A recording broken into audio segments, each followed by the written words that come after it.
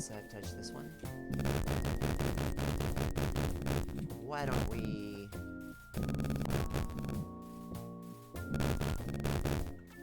do some more Nazis and try to or at least get close to knocking out the second episode of Wolfenstein 3D. In some ways, one of the hardest episodes, I'd say. Maybe the hardest of the original three. Since the damn Nocturnal Missions episode 6 just has ridiculously difficult balls in general that you just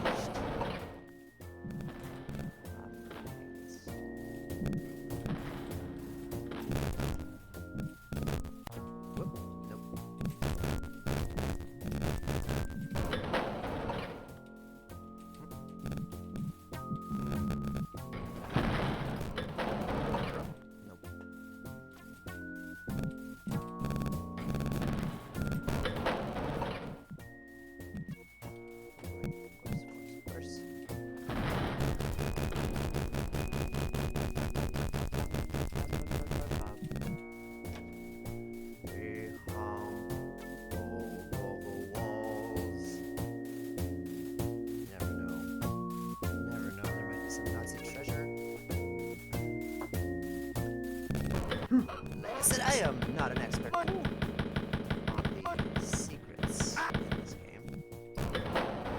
With some people are. I still take the good old poke around every time I play.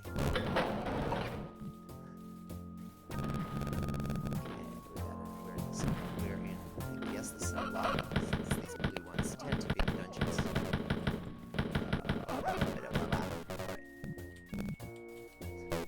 Necessarily the smoothest approach to a firefight, but oh yeah, I should probably remember to save. Alright, well, one thing I can say is I'm definitely looking forward to playing the other Wolfenstein games as well. Probably the chronological sort of order.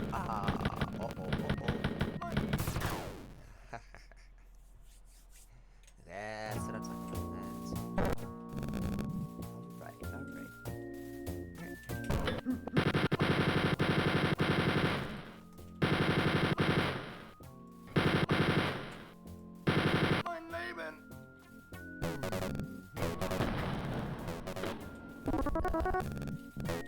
You bet your Laban. That would get to all of them eventually. Probably even the older ones, the Atari ones. But I just have to start from this, because I've never played the original Castle Wolfenstein.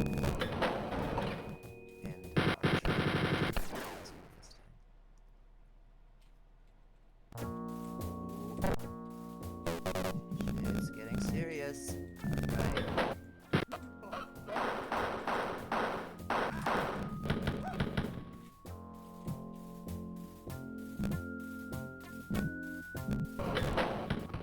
Alright. Okay. Pass around.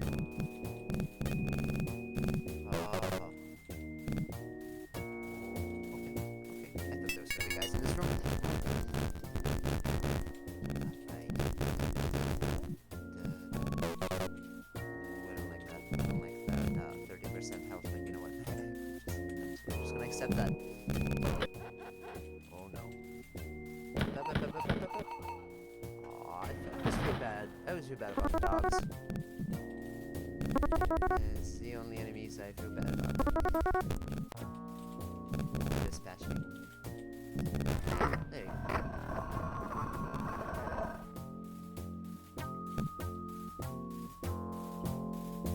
throw.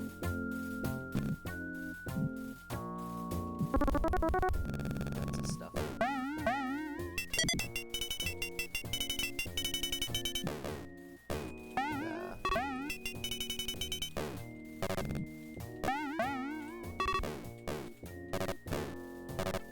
The treasure actually got us an extra life, and now we're all healed up.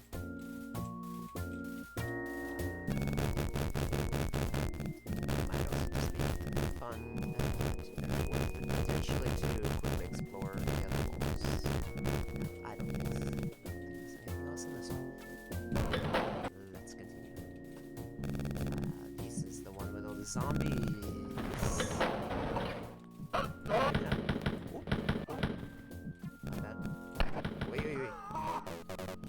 Ha! I'm cheap, I'm just gonna reload and try to reload.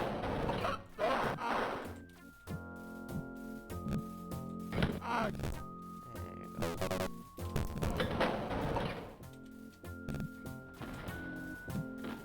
Right.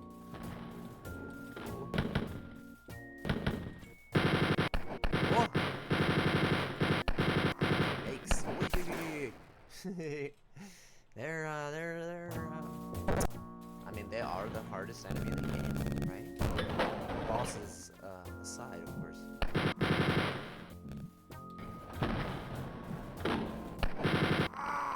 You can fire instantly.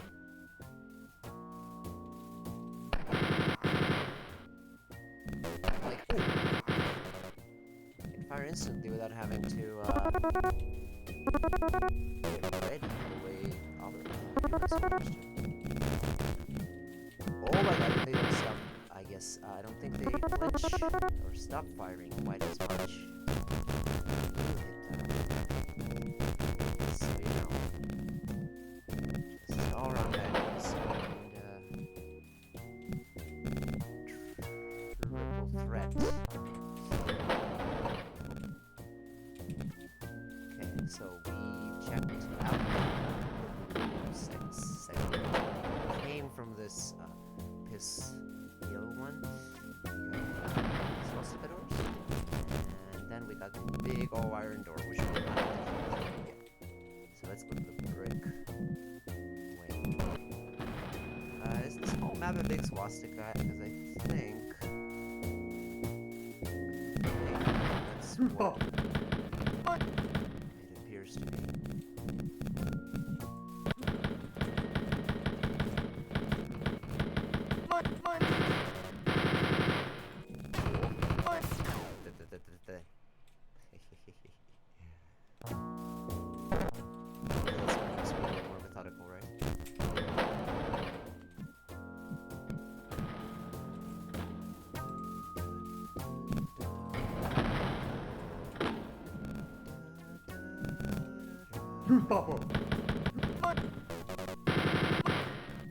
Shustaffel is, I guess, security.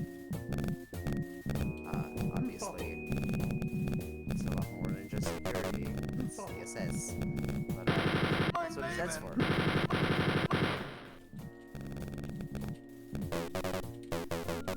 Security staff. Security staff.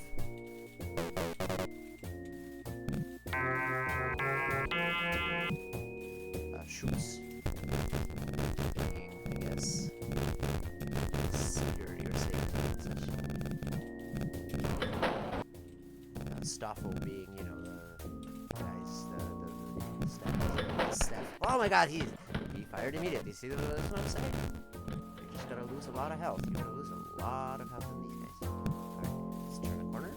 Oh, yeah.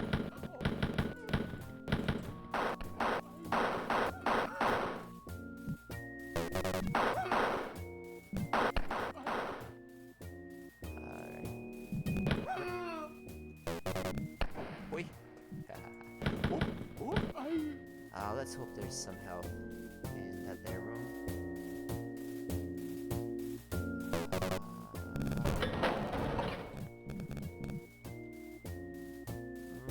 Okay, nobody around this corner. Here? No, I think everybody's dead. Let's go ahead. Nope. Oh! Shoot stuff. Okay. Yeah. 9.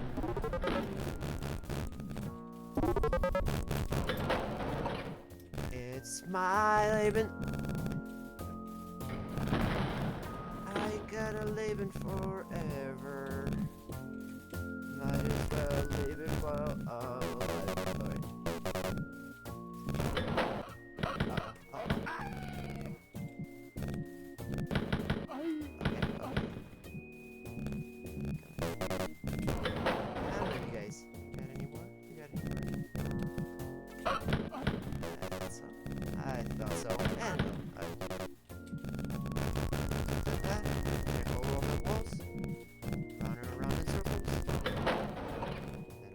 Door.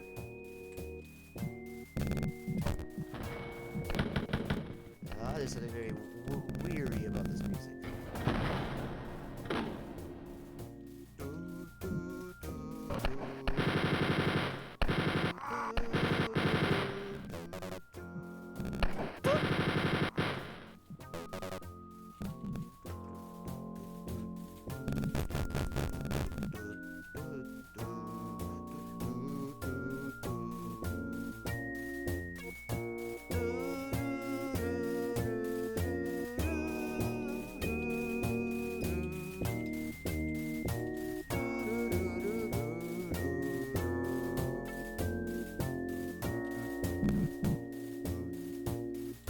Zombie over there. Okay. Oh my god. Ooh, there's... Why? Wow. That was completely my fault. I let go. I stopped shooting. I stopped shooting when I shouldn't stop shooting.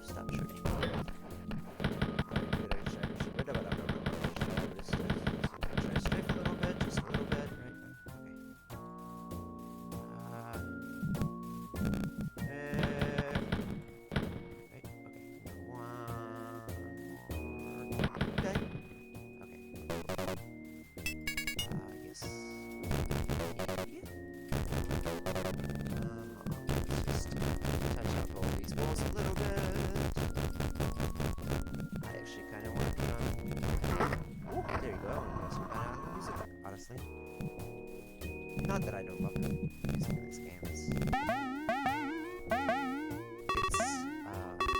It's no Doom music, but it's memorable. It suits the game very well. So we'll see. I'm gonna think a little bit about whether this is one of those games that could use a soundtrack. Obviously, as everybody knows, we can't really use copyrighted music on Twitch, so I'm slowly building up a little bit of a list, not a library. Library sounds so way too professional. I'm gonna have a bit of a list of things I can play for some of the games that have music turned off, such as Mein Leben!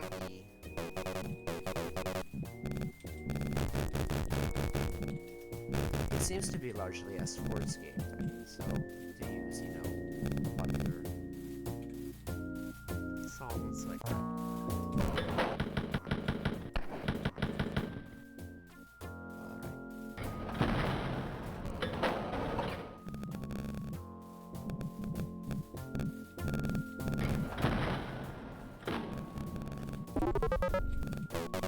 Nice room.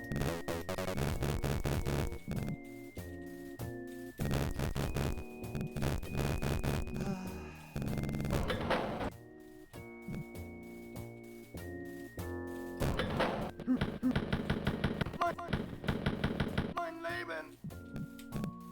Just check around the corner, nobody there. And we're all healed up. Brilliant.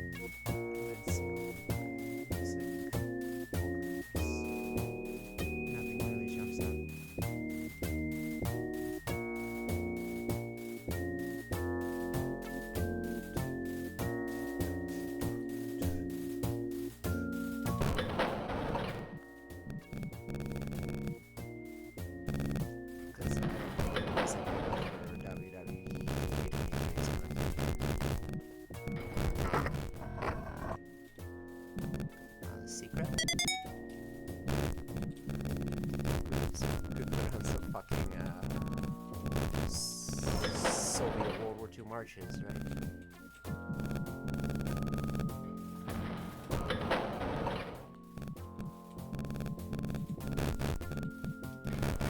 Feeling games, the subject matter is that old, and you could actually go to music.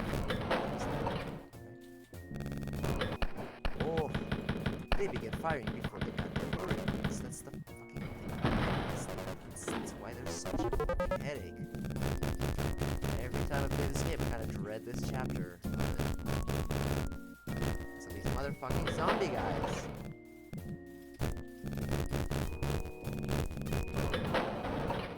Alright. Got the second key. Cleaned up pretty much every other area, right? I might have even got all the secrets for all I fucking know. Oh my god. Oh, I need a fester gun. Oh, I need a fester gun. Oh. I tend to use the slower guns for most mundane hallway fight type interactions because they spend ammo a lot slower. And you don't want to necessarily use up your... You don't want to use 4 or 5 bullets on the ground guard. When you can take them out with 1 or 2 pistol shots, I mean, there's just no reason to. Alright, I am taking a quick walk back to gather any health that I may have left lying around before I move on to the next floor.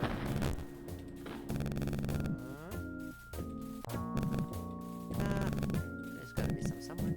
I know I just went through all this, but my memory does not work like that, unfortunately, friends.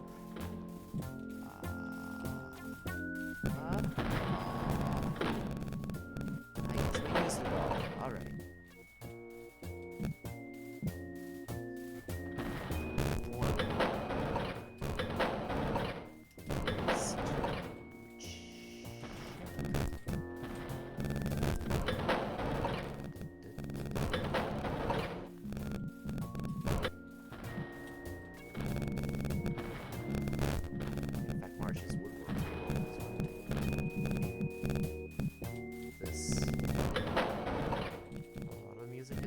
Marches. I think there's some actual marches.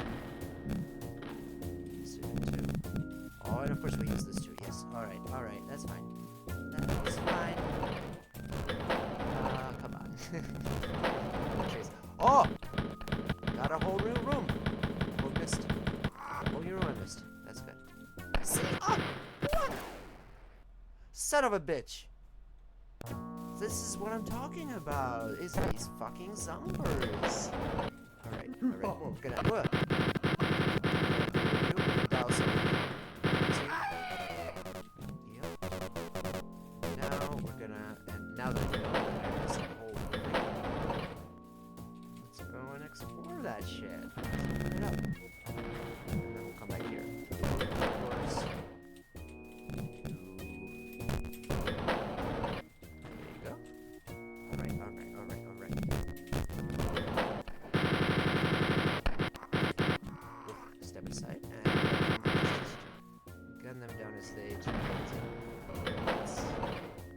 Requires a fast enough, reaction time, but it's the simplest way.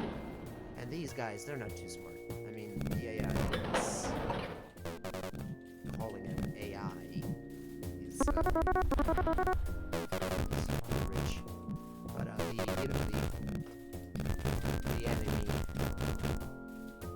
algorithms, behavior algorithms, and whatnot, this game are pretty simple. They're just, they just try to run it, they don't do any kind of complicated cooperate with each other. We got our health? Let's do it. Next level.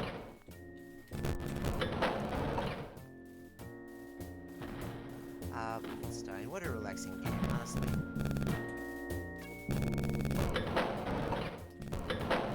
Relaxing when you're not getting your butt kicked.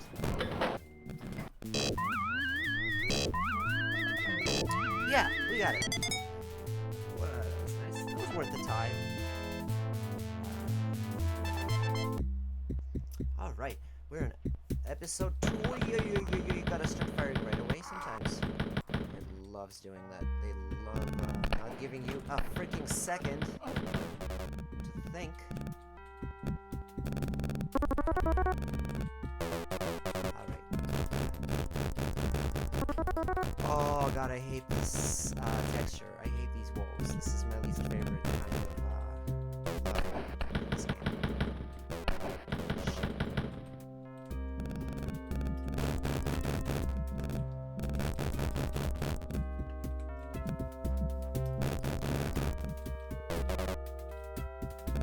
Okay, let's just try to get it over with as painlessly as we can. Also, wait a minute. I think I am gonna do the thing that I said I was gonna do. If you bear with me.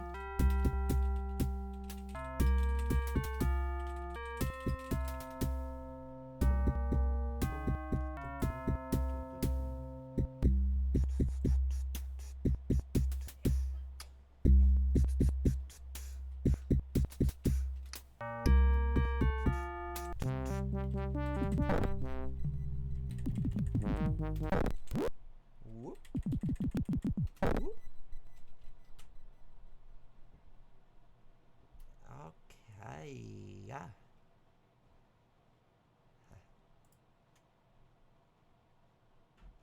Let's see. Okay.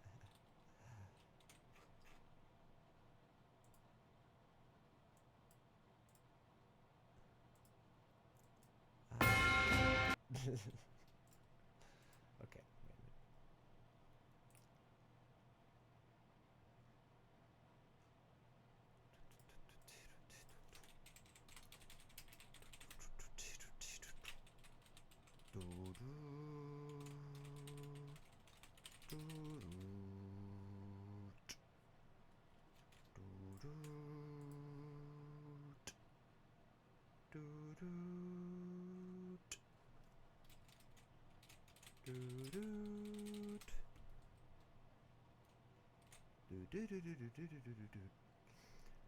You know what? We're gonna get some kind of vibe going on.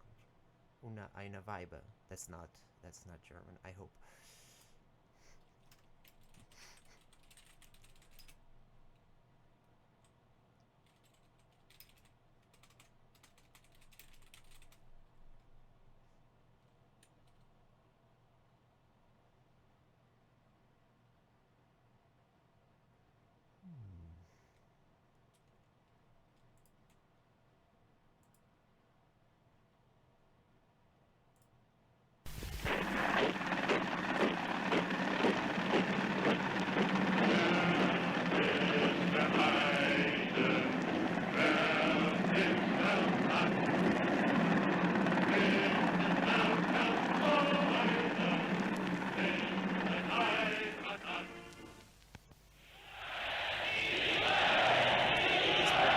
Verlangen, dass ein unmöglicher Zustand. Maybe not.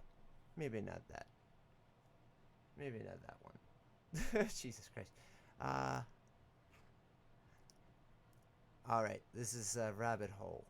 I was just going on archive.org. I found, you know, the sounds and songs of World War II. I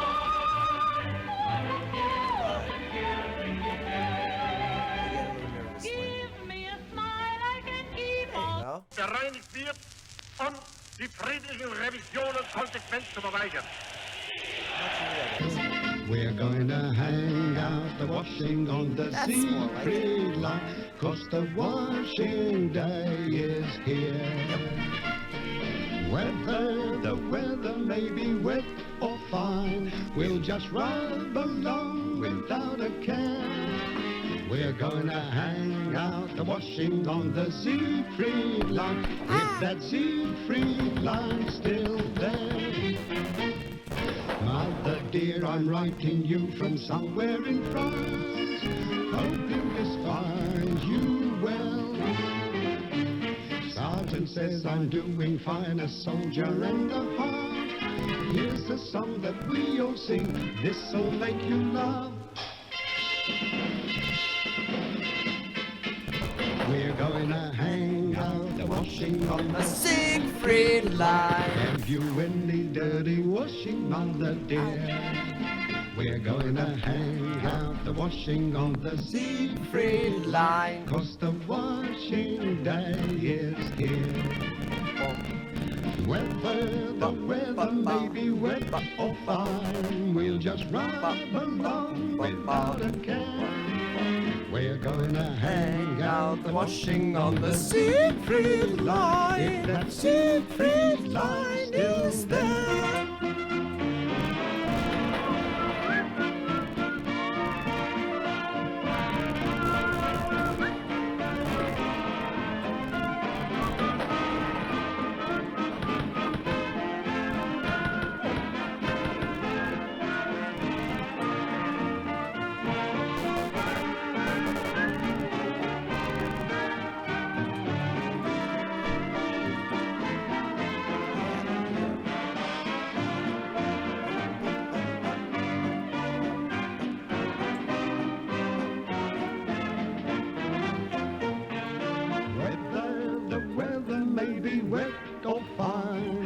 Just run along without a care.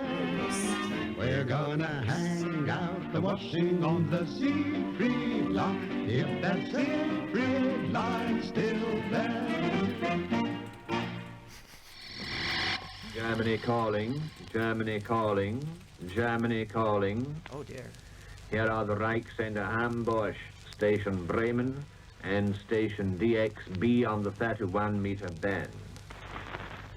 You are about to hear our news in English. Oh, I don't want that. No.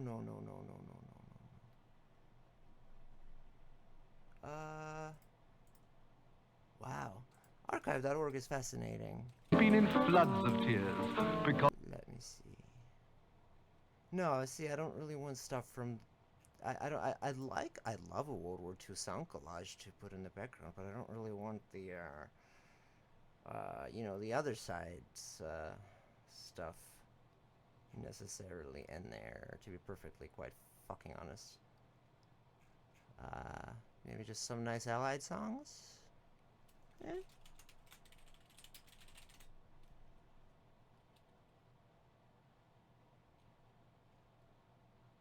Yeah.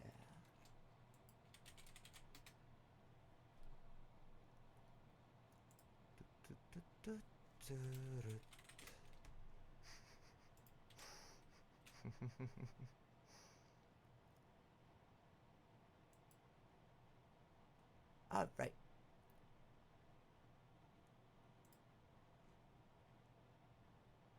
Let's do it.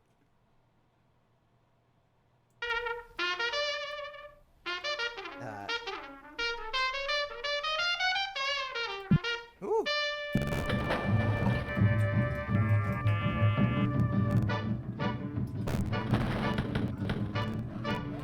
He was a famous trumpet man from out Chicago way. He had a boogie style that no one else could play. He was the top man at his craft. But then his number came up and he was gone with the draft. He's in the army now, a blowin' reveille. He's the boogie-woogie bugle boy of Company B. They made him blow a bugle for his Uncle Sam. It really brought him down because he couldn't jam. The captain seemed to understand. Oh! Because the next day the cap went out and drafted a band. Let's And now the company jumps when he plays do it, reveille. motherfuckers, right now. Company B. A toot, a tooty blows it eight to the bar. In boogie rhythm, you can't blow a note unless the bass and guitar is playing with them. Oh god, I hope this is He makes the company jump when he plays reveille. He's the boogie-woogie bugle boy of Company B. He was the boogie-woogie bugle boy of Company B. And when he plays boogie-woogie bugle, he was busy as a bzzz bee. And when he plays, he makes the company jump eight to the bar. He's a boogie-woogie bugle boy of Company B. Toot-toot, he blows it eight to the bar. He can't blow a note if the bass and guitar isn't with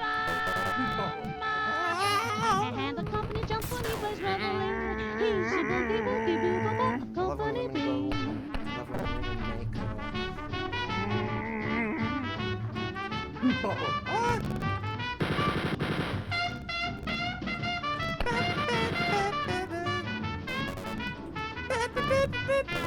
now. Puts the boys to sleep with Boogie every night and wakes them up the same way in the early bright. They clap their hands and stamp their feet because they know how he plays. When someone gives him a beat, he really breaks it up. When he plays reveille, he's the boogie woogie bugle bob company beat. Da da da da da da da da da da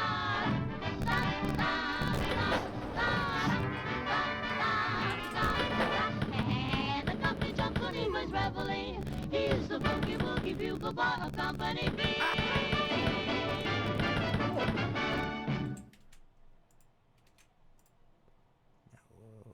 Okay, there you go.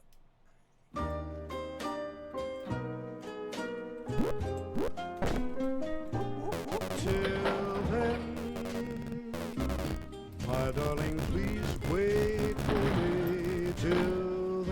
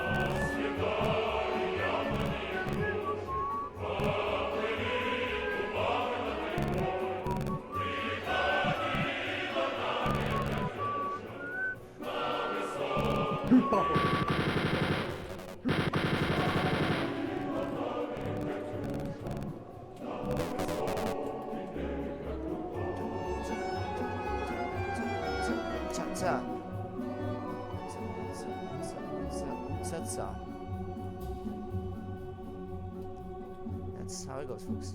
That's how it goes. That's how it goes. Как-то летом на рассвете заглянул в соседний сад. Там смуглянка, молдаванка собирает виноград. Я бледнею, я краснею, захотелось рассказать. Станем над рекою зорьки летние встречать. Раскудрявый, клен зеленый листвизной, я влюбленный, беспощадный предавой. Клен зеленый, да клен кудрявый, да Handguns and merchants.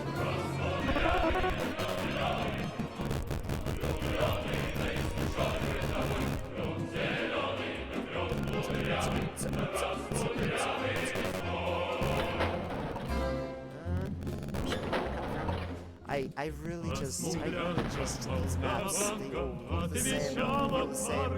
It's this purple stuff, I hate looking at it.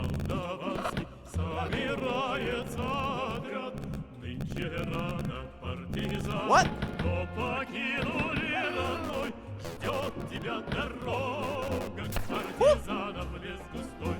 Раскудрявый, клен зеленый листвизной, здесь у клена мы расстанемся с собой. Клен зеленый, да клен кудрявый, да раскудрявый листвой.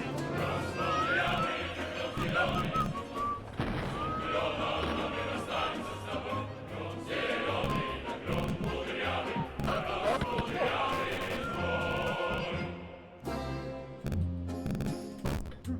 Что с тобой? Молдаванка по тропинке в лес ушла. В обиду я увидел, что с собой не позвала. Смуглянке, молдаванке часто думал по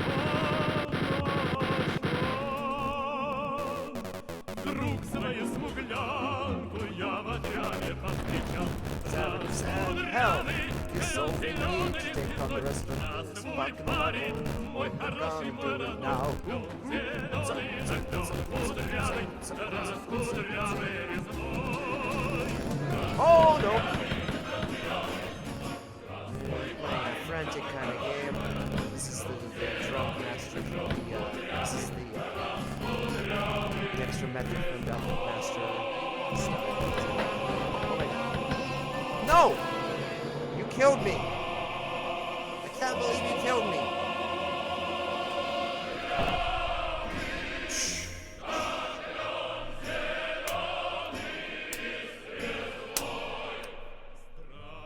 Здравствуй, парень, а мой хороший, мой родной. Клен зеленый, Как?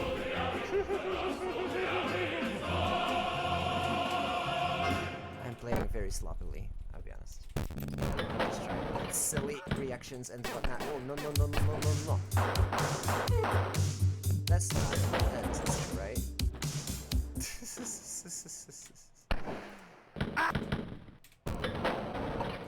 That didn't sound right. I don't think that was World War II music.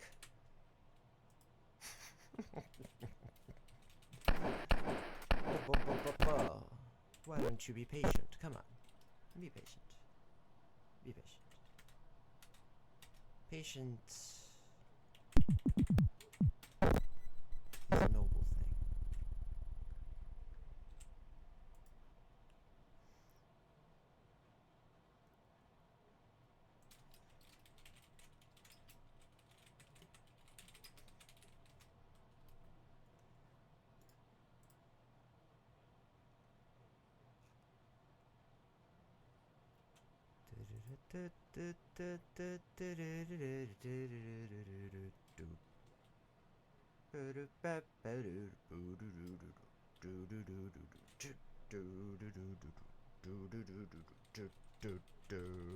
Right?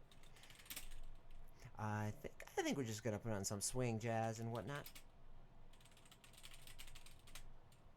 That seems like a decent enough approach.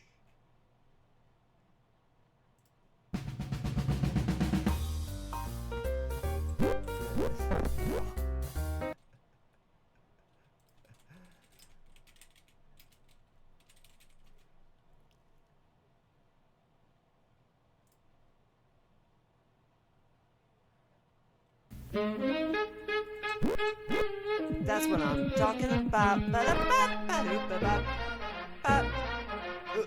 Oh! Shoot Nazis! Shoot Nazis! Shoot more! Shoot faster! I died!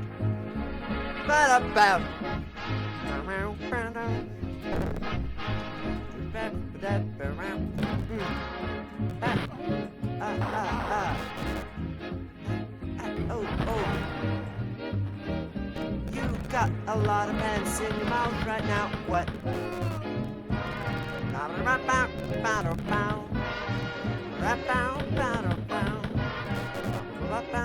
an elephant.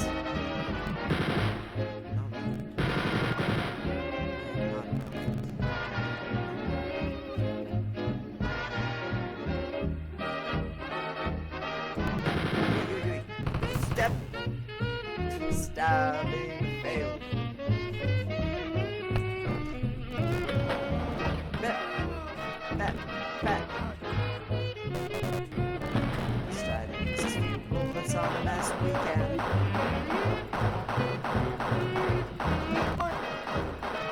Mein Leben! Ooh!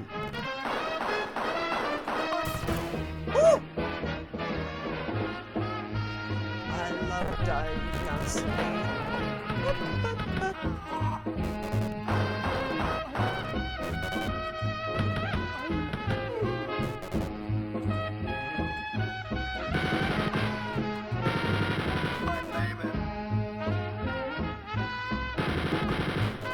Alright, come at me, bro. Come at me!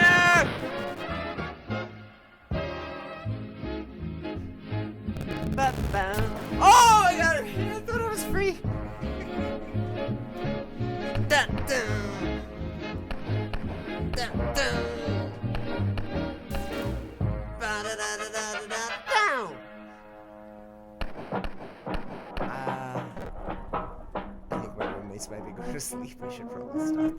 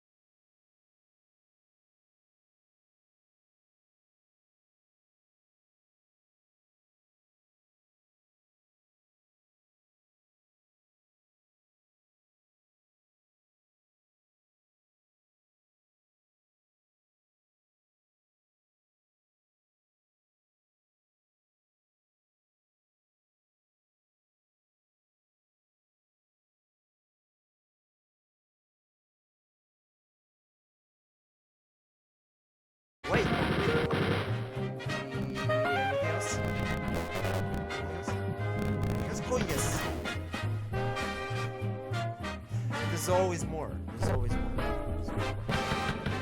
Yeah.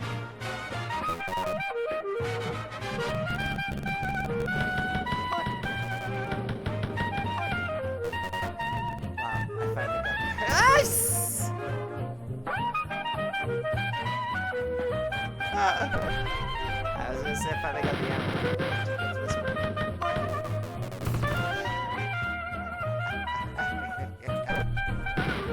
I'm just having fun to die. Having a fucking save file is 7%.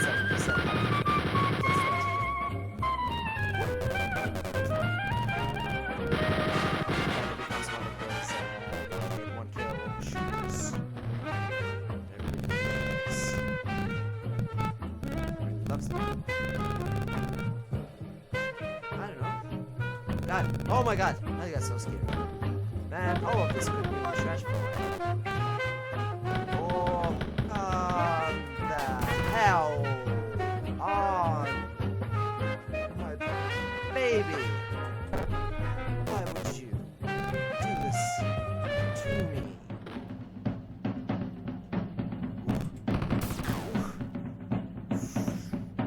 Yikes.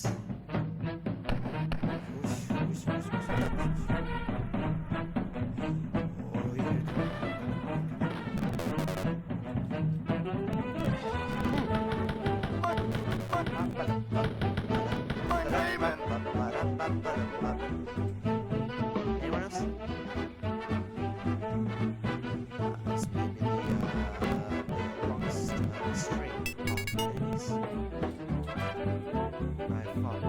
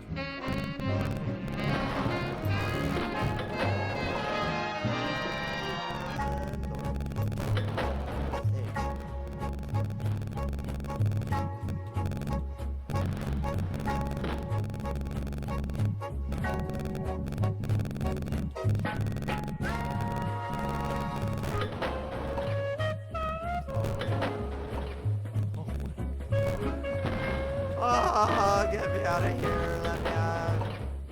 Let me fucking out. Fucking let me out, please. How do I? The stage. I've been intentional.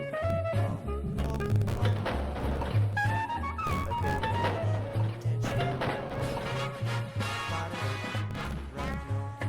Always round and round.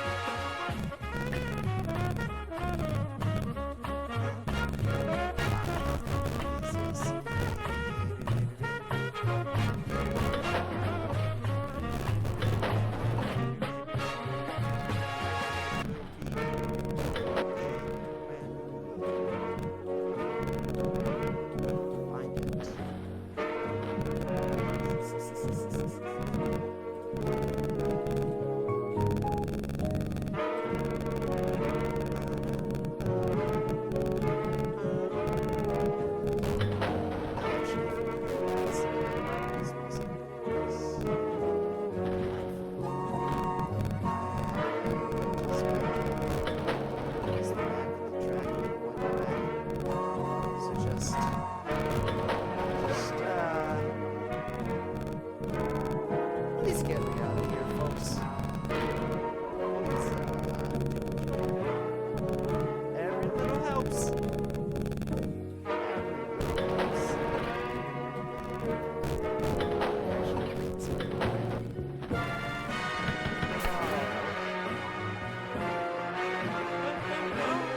I'm stuck. Stop.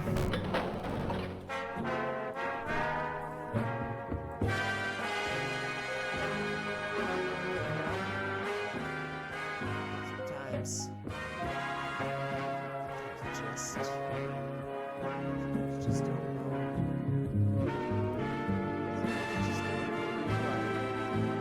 Sometimes you just don't know who you are until you get stuck in that one maze in Wolfenstein Episode 2, Map 6. Oh, this is definitely not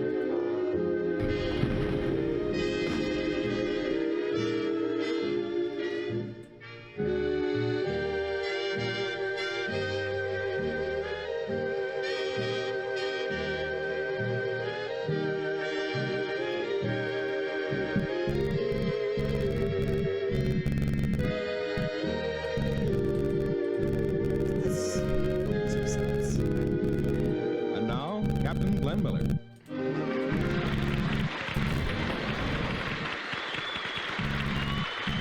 evening, everybody. Speaking to Sergeant Brad Crawford, Mel Powell, Ray McKinley, Johnny Desmond, the crew chiefs, Lieutenant Don Briggs, and the whole gang, welcome to another program of I Sustain the Wings. Now, for your listening pleasure, one of the top tunes on our request list, In the Mood.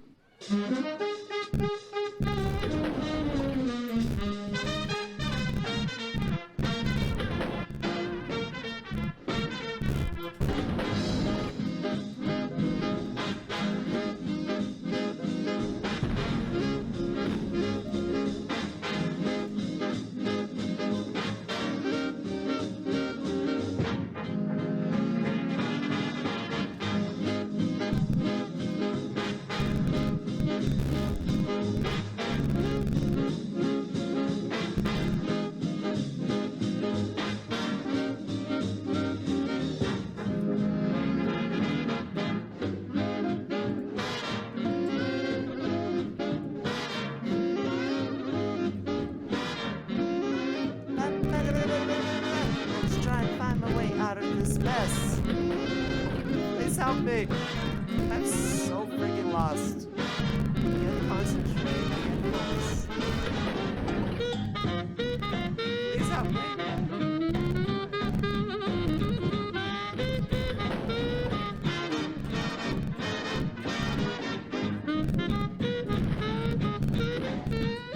I wonder how much of this stuff gets silenced.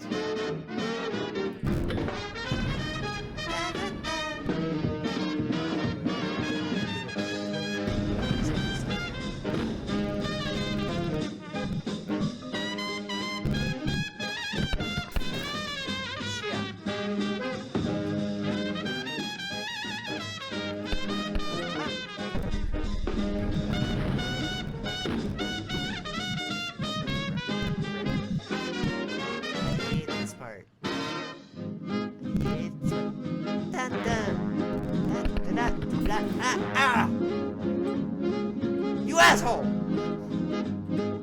Die now!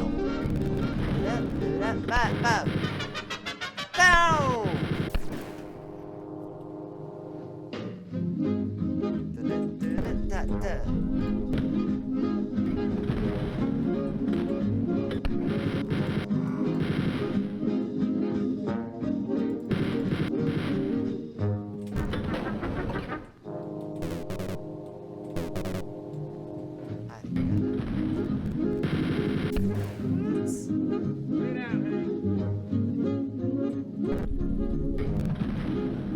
What?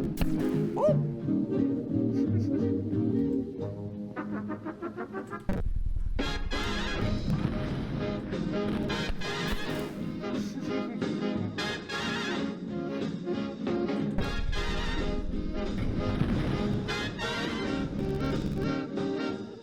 I love dying on Wolfenstein to be.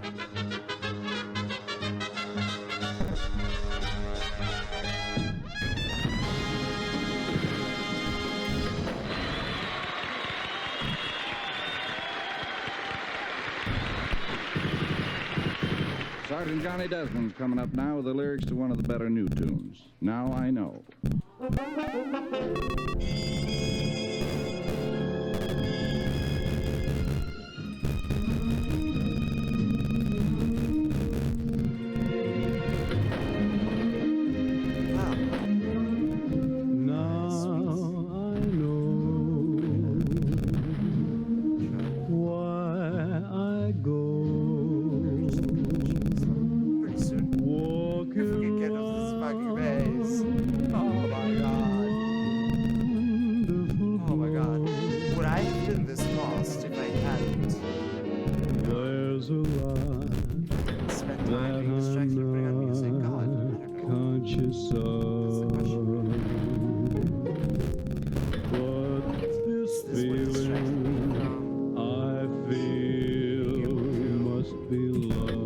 Stop! With rapid manner. Why it's so? Why I'm alive? Well, that's and I thrive that's on the thrill. oh no. Am I riding high on a hill? This game is Far away from the this game hates you. It hates you. with a world of my own.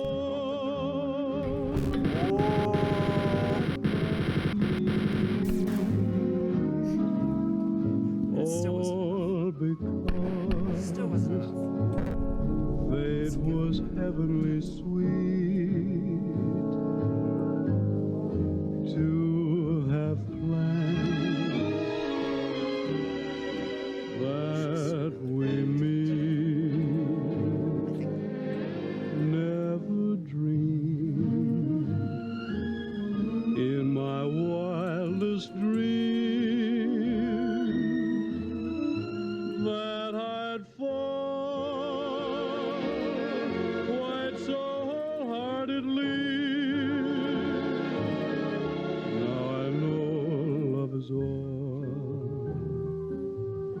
that it's cracked up to be.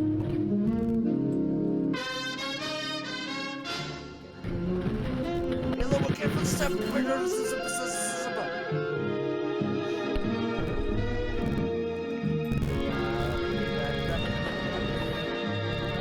Any help? Help? Help! Help, yeah? Oh, you know, is it even worth it? Is it even worth it? Is the question. Can we just go Now on to the I next one? know love is all Oh, is it? that it's cracked up to be.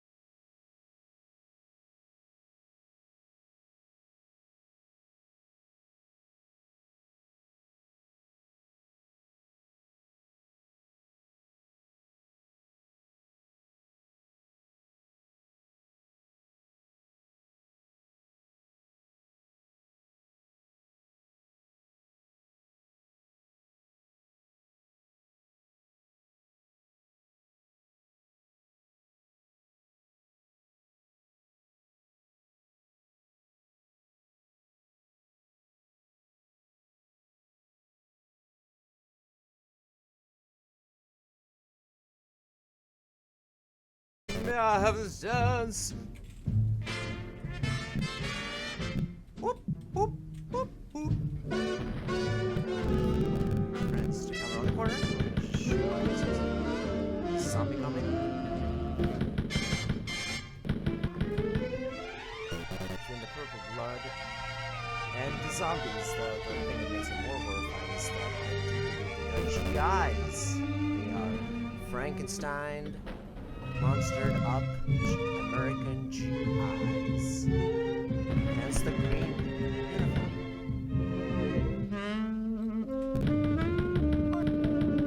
So you shoot, you know, your own, that's kind of...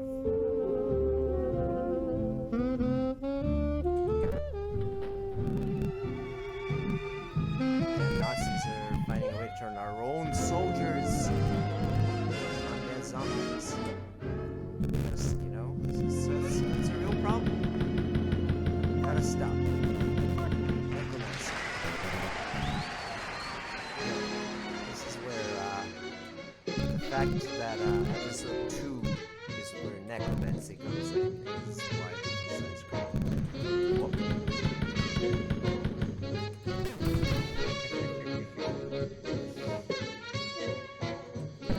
It's a great aspect of this game. It's not just fairly realistic for its time World War II shooter, but that it is in fact set in a crazy fucking occult universe. Set in the universe of Raiders of the Lost Ark. What other occult Nazi? What other good occult Nazi movies are there? That's a good one.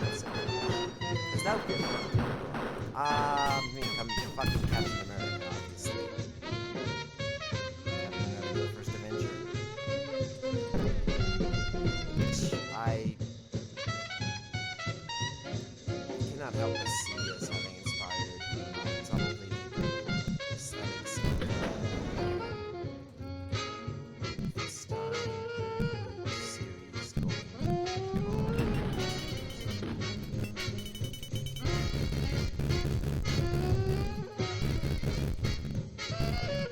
But it's winter sitting here. It's so cozy, right? It's nice.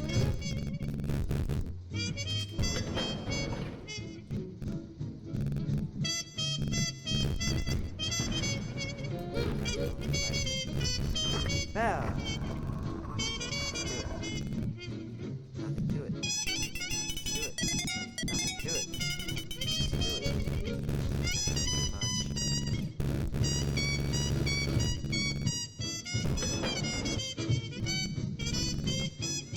Let's play the game. Let's try. Spend overtime. Encourage explore.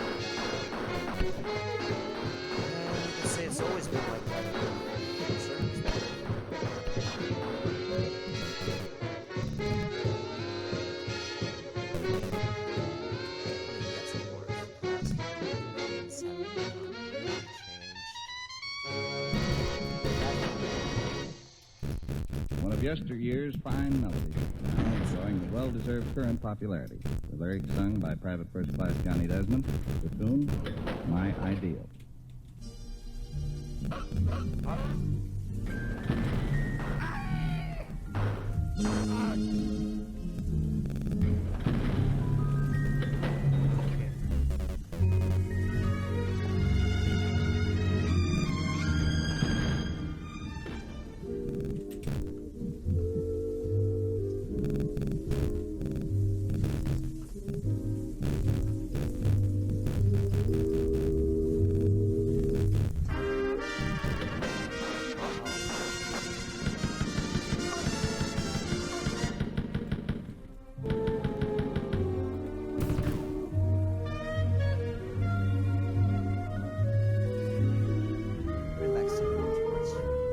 That's this game has relaxes. Will I Cheers you ever up. find It's simple. the girl It's, of my mind? I love the The Wolfenstein theme. one who is Is, my in a ideal. way, it's as close to something Pac-Man Maybe she's as a it is to. dream, yet she It's might closer to Pac-Man than it is to just go to around the Battlefield. corner, waiting for me. Will I recognize the light in her eyes Whatever, that no other eyes reveal? people think Or of. will I pass her by and never even know that she was It's just these little mine? maps that are literally amazing.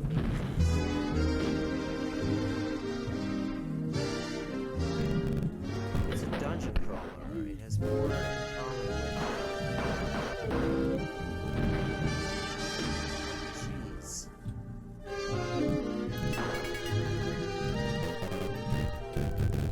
Games like Might and Magic. Than it does. Will I recognize the light in her eyes The modern that stuff. no other eyes reveal? Or will I pass her by and never even know that she is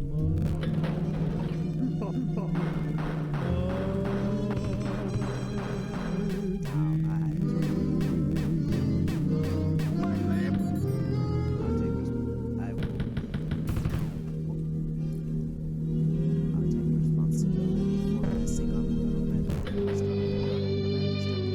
Actually enjoy it. So yeah, this is sort of the option. This is the one. This is the one. All I do, This is the level where you want. is dream of you. You're a Nazi scientist. Get it done. With the dawn, I still For a high go score. on and dream That's of exactly you.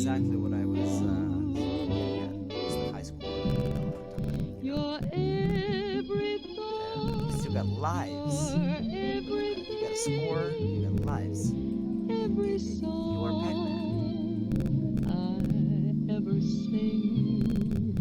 I think it's kind of a Summer, neat part of winter, Wolfenstein's identity. Makes and it different spring.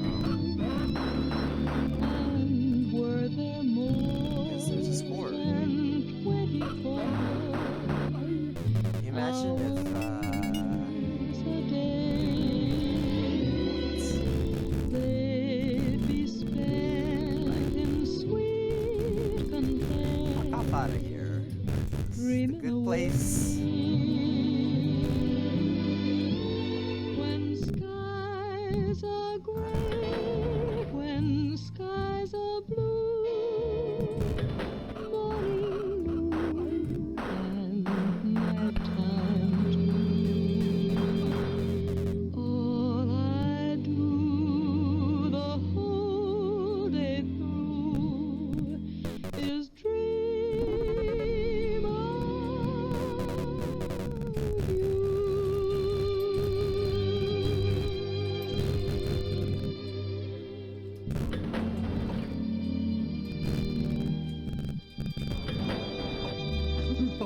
Sergeant Jerry Gray's hit tune of a few seasons back.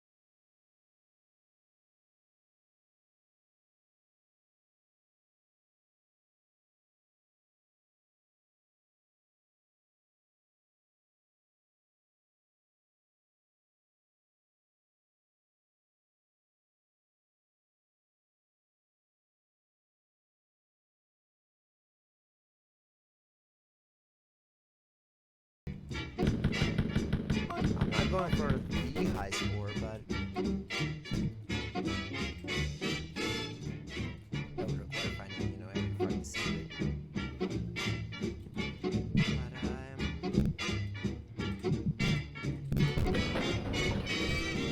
interested a little.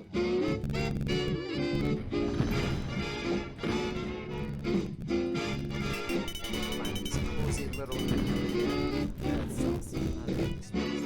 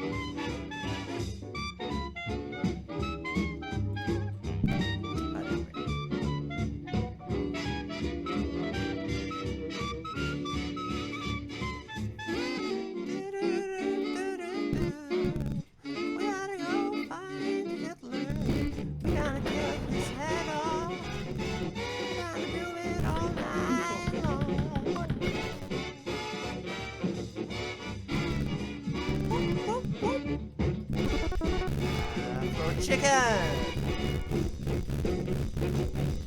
Never not grateful for chicken.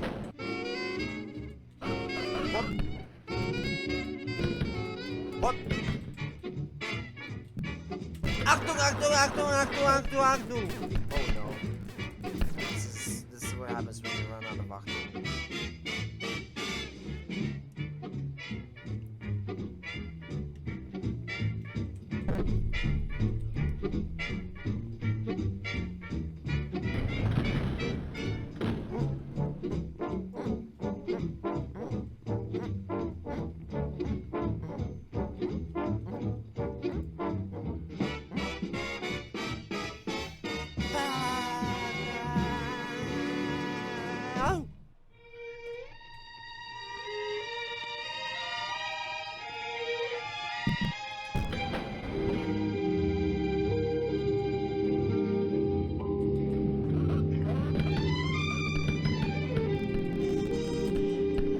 Good night,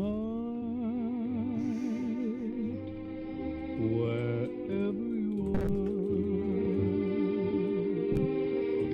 May your dreams be pleasant dreams wherever you are. If only one little wish that This song, I it's a wish lullaby was for true. adults. I know that the angels will watch over you, dear. Good night, wherever you are. I'll be with you, dear, no matter how near or far. With all my heart, I pray everything is alright. Wherever you are. Good night. And I'll dream of you. Good night. Wherever you are.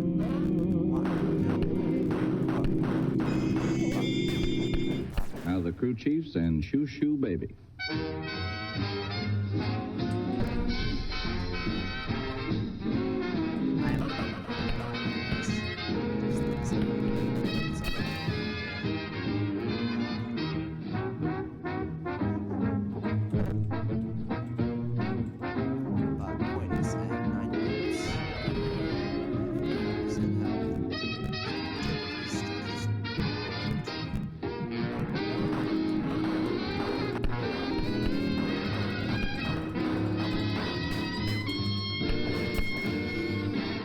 Shoo, shoo, shoo, baby.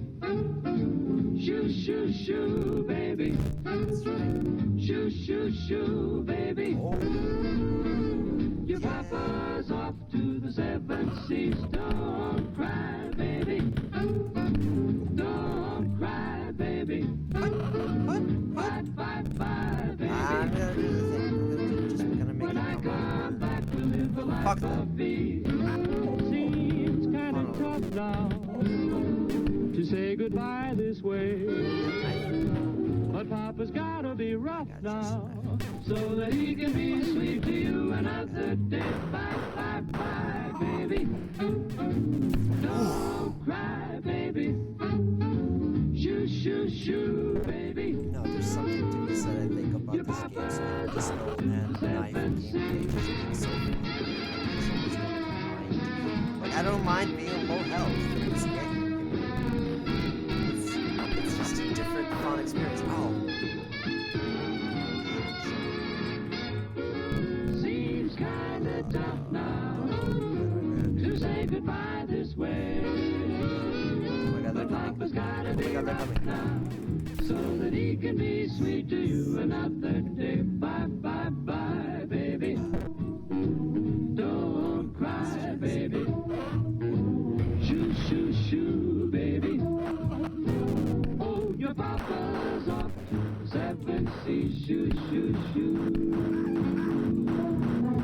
go. Just gotta fire fast and perfectly. And you know, fast. Woo! Just be accurate. Fast.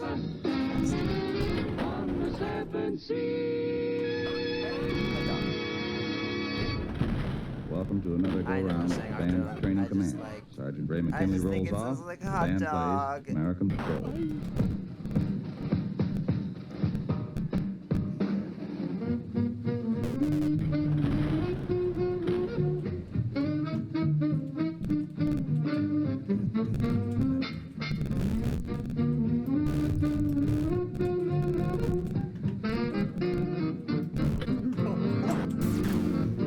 Eggs.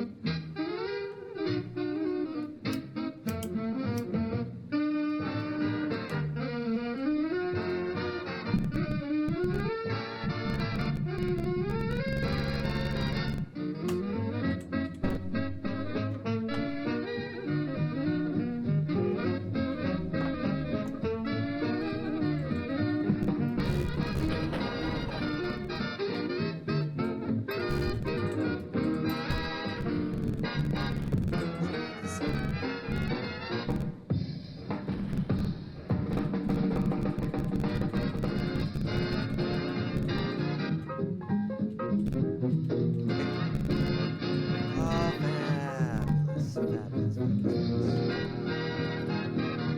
It's this promotion again. Oh, great. Okay, I haven't even been here. And there's this is all of this optional. This is how this episode is twisted.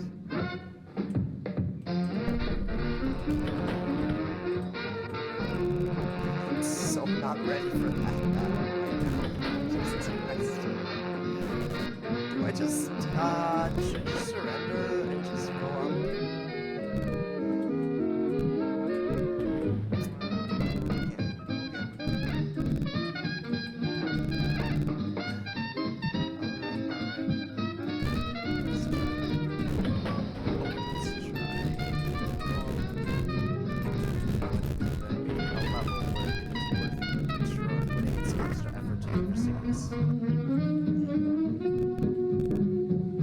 That's what I'm talking about.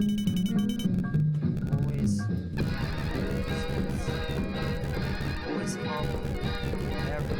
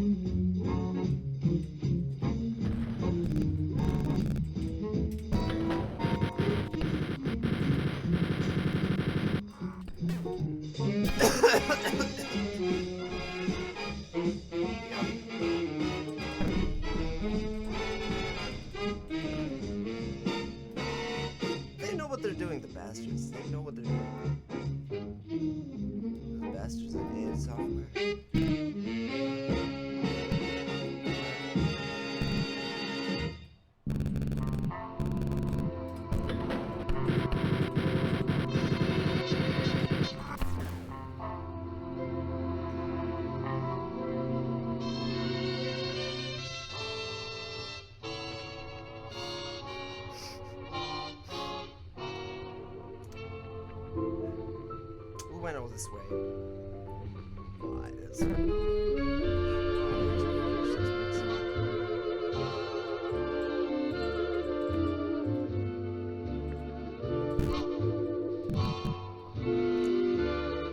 So, I'm just gonna do the thing.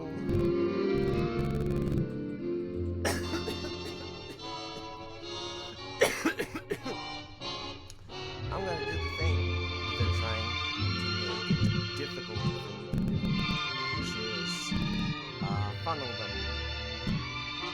We got these they put these two doors here, right? So that really is what makes it difficult. But you got to do that here. And knowing these guys, they're just gonna, once they get triggered, once they know, to know that you're around, they will just come towards you. And so they will just come towards you, and then I'm not sure if they can even be triggered by sound because they're silent. I know they're silent. I think they might have no auditory sense whatsoever. So we're gonna open the door, trigger them, and run back. Ta-dang! Okay.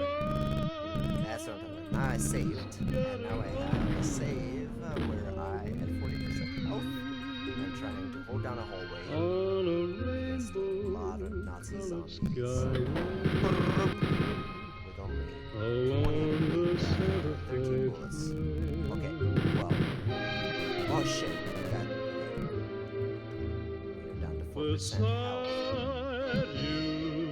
Wow, we got 19 now. I'm riding every hill and dale. While shadows It seemed like there were more. There, oh yes, there certainly were. Oh. Thereby hangs a tale I found you. Alright, well, I think we did a small detachment. And managed to do that. Built around I think this position help. along the Santa Fe 5%, folks. Like Nader in Florida in 2000. That 5%. along the Santa Fe What? I just a little bit more. A little bit more. A little bit more.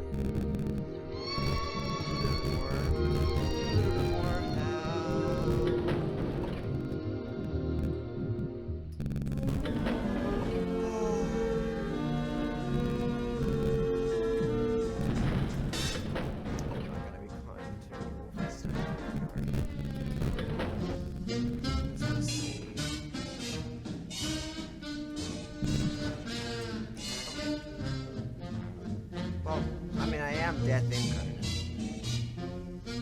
So, I guess I am. Yes, please. Lovely to be. Alright, let's go again. Let's try. We got it. I've got a heart filled with love for you, dear. For you, dear. Fill my heart with love. That one doesn't I've got a dream that is filled with you, dear. Alright. We're just sending For again. you, dear. Fill my dream with love. The moment I saw you, I felt beneath your spell. From the first time I kissed you, 0% health. anyone could tell. Got a filled with love for you, dear. Wake up, open the door, die. For you, dear. Okay, Fill okay. my heart with love.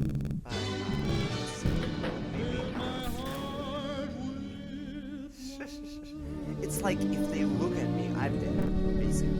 Basically, if they look, you know, that's the thing with this episode.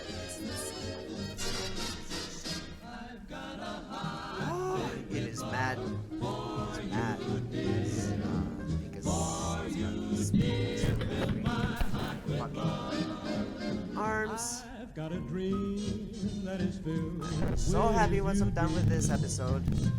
For you, dear, fill my dream with love. That's why this whole necessity is slowing down. First time I kissed you, anyone could tell I've got a heart. It's the goddamn fucking zombies. The goddamn zombies fucking them. Filled my heart with love. Filled my heart with love. Just for you.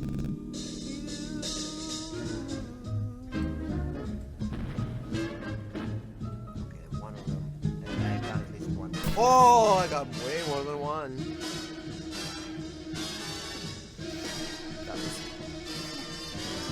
That was fucking terrifying.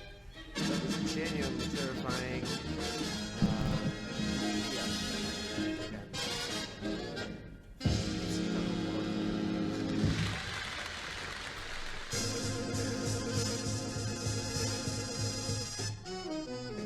It's at 156.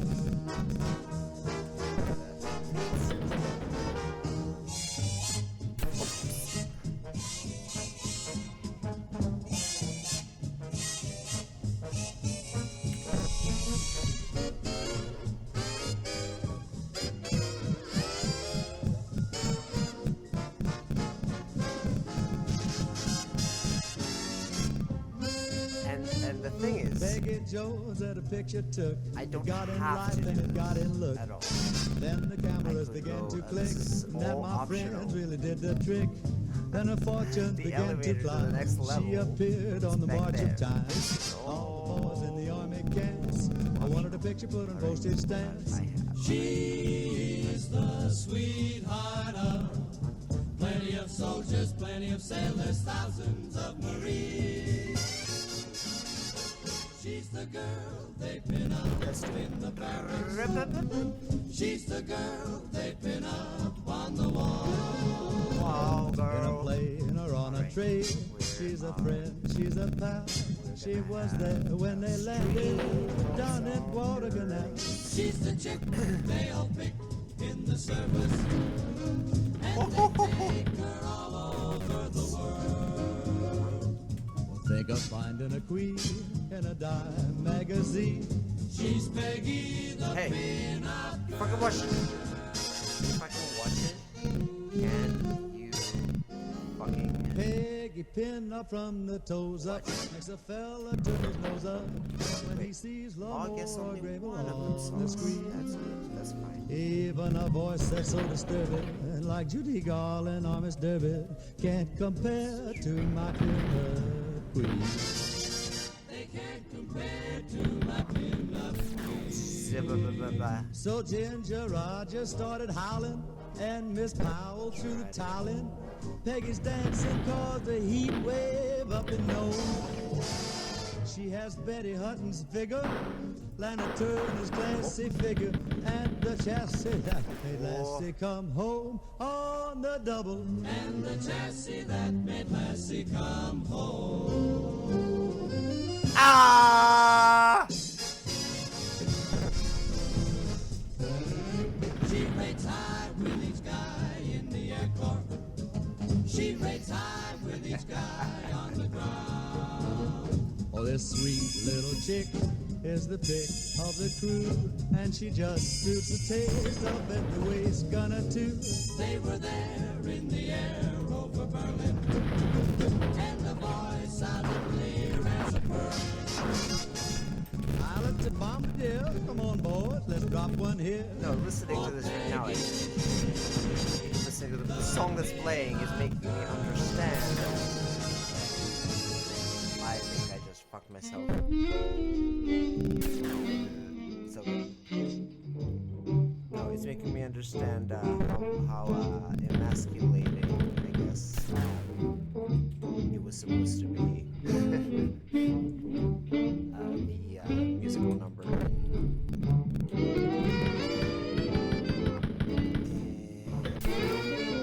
Captain America. Oh shit, did I run out? Wait. I wonder if this is literally an escape room situation.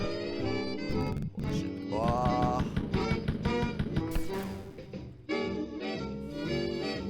Let's see. It's a fuck off. Let's see. Yes. Let's just try. I think this is there should be a game that's just this, basically. Like, without the, getting there. Called quick load, right? Quick load sounds, like something sexual, I guess, now that I think about it. So we're gonna start over because I fucked up the quick save by saving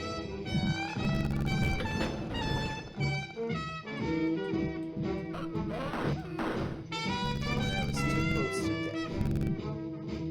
We're gonna play seriously, carefully, and we're gonna just know bullets.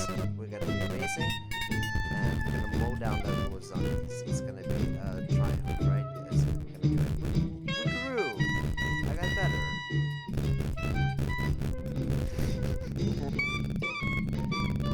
Exactly.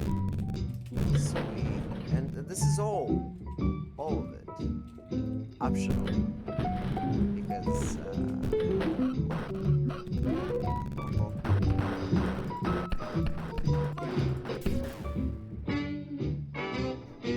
talk about a war in two fronts. Wow, that was my bad. Really shouldn't have done that.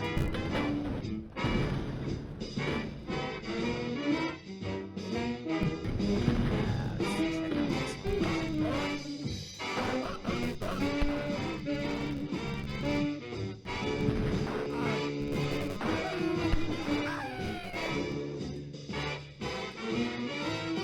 Gently touch one of these.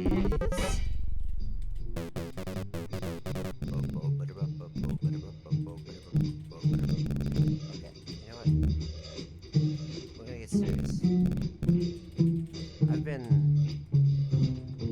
playing kind of sloppy, just stuff, you know, fun, out of seriousness. Just trying to do this as, I don't know, efficiently.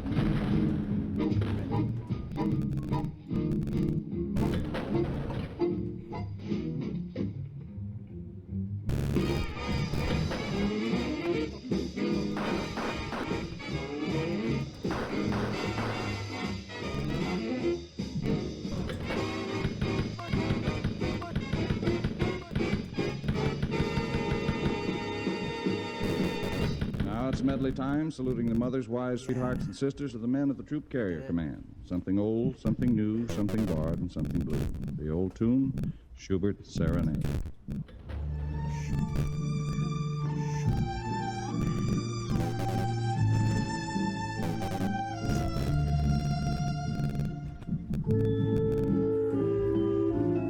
It's coming.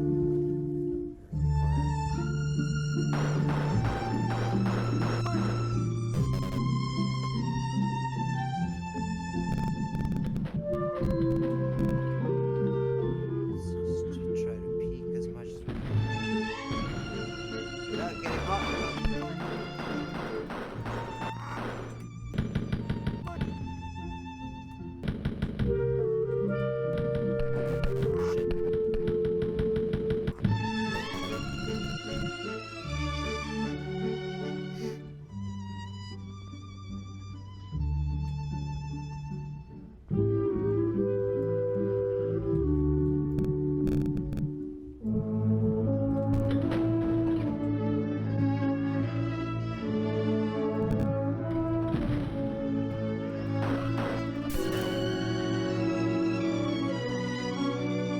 Let's do it.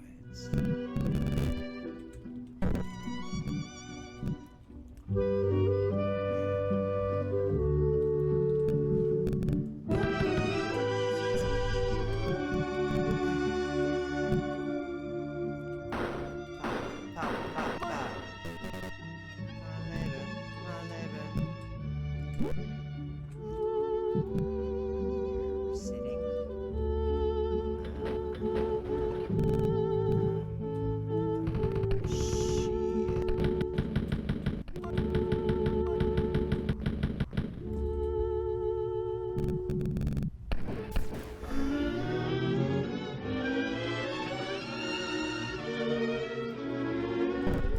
Something new, Corporal Bob Carroll and the crew chief singing Irresistible You. Irresistible You. Switch things up a little bit musically. I don't even know if I'll get to keep any of that. To be perfectly quite fucking honest. But I am gonna put on some old-timey World War II radio.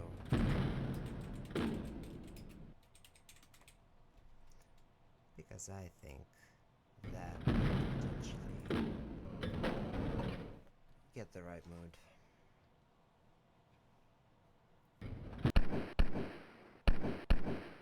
Excuse me, I'm in a different window.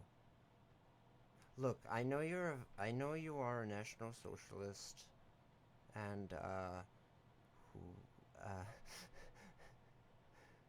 soldier who is with a weapon who's gonna kill me now. But can you understand that I'm actually in a different window?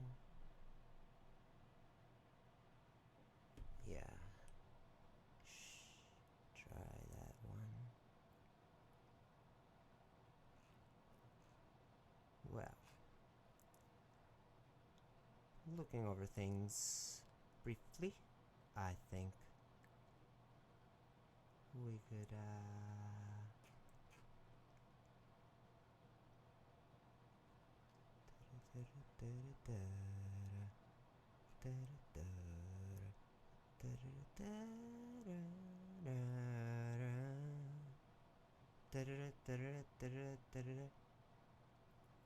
well, how about November 9th? It is November 9th, right?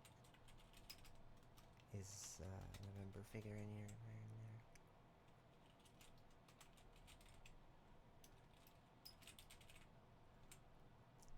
Let's listen to a fucking FDR fireside chat. My fellow Americans, over a year and a half ago, I said this to the Congress. The militarists in Berlin and Rome and Tokyo started this war, but the massed, angered forces of common humanity will finish it. Today, that prophecy is in the process of being fulfilled. The massed, angered forces of common humanity are on the march. They're going forward on the Russian front, in the vast Pacific area and into Europe, converging upon their ultimate objectives, Berlin and Tokyo. To basically do some I think the history. first crack in the axis has come. The criminal, corrupt, fascist regime in Italy is going to pieces. The pirate philosophy of the fascists and the Nazis cannot stand adversity. The military superiority of the United Nations on sea and land and in the air has been applied in the right place and at the right time. Hitler refused to send sufficient help to save Mussolini. In fact, Hitler's troops in Sicily stole the Italians' motor equipment, leaving Italian soldiers so stranded that they had no choice but to surrender. Once again, the Germans betrayed their Italian allies, as they had done time and time again on the Russian front, and in the long retreat from Egypt through Libya and Tripoli to the final surrender in Tunisia. And so Mussolini came to the reluctant conclusion that the jig was up. He could see the shadow of the long arm of justice. But he and his fascist gang will be brought to book and punished for their crimes against humanity. No criminal will be allowed to escape by the expedient of resignation. So our terms to Italy are still the same as our terms to Germany and Japan. Unconditional surrender. We will have no truck with fascism in any way, in any shape or manner. We will permit no vestige of fascism to remain. In every country conquered by the fascists and the Nazis or the Japanese militarists, the people have been reduced to the status of slaves or chattels.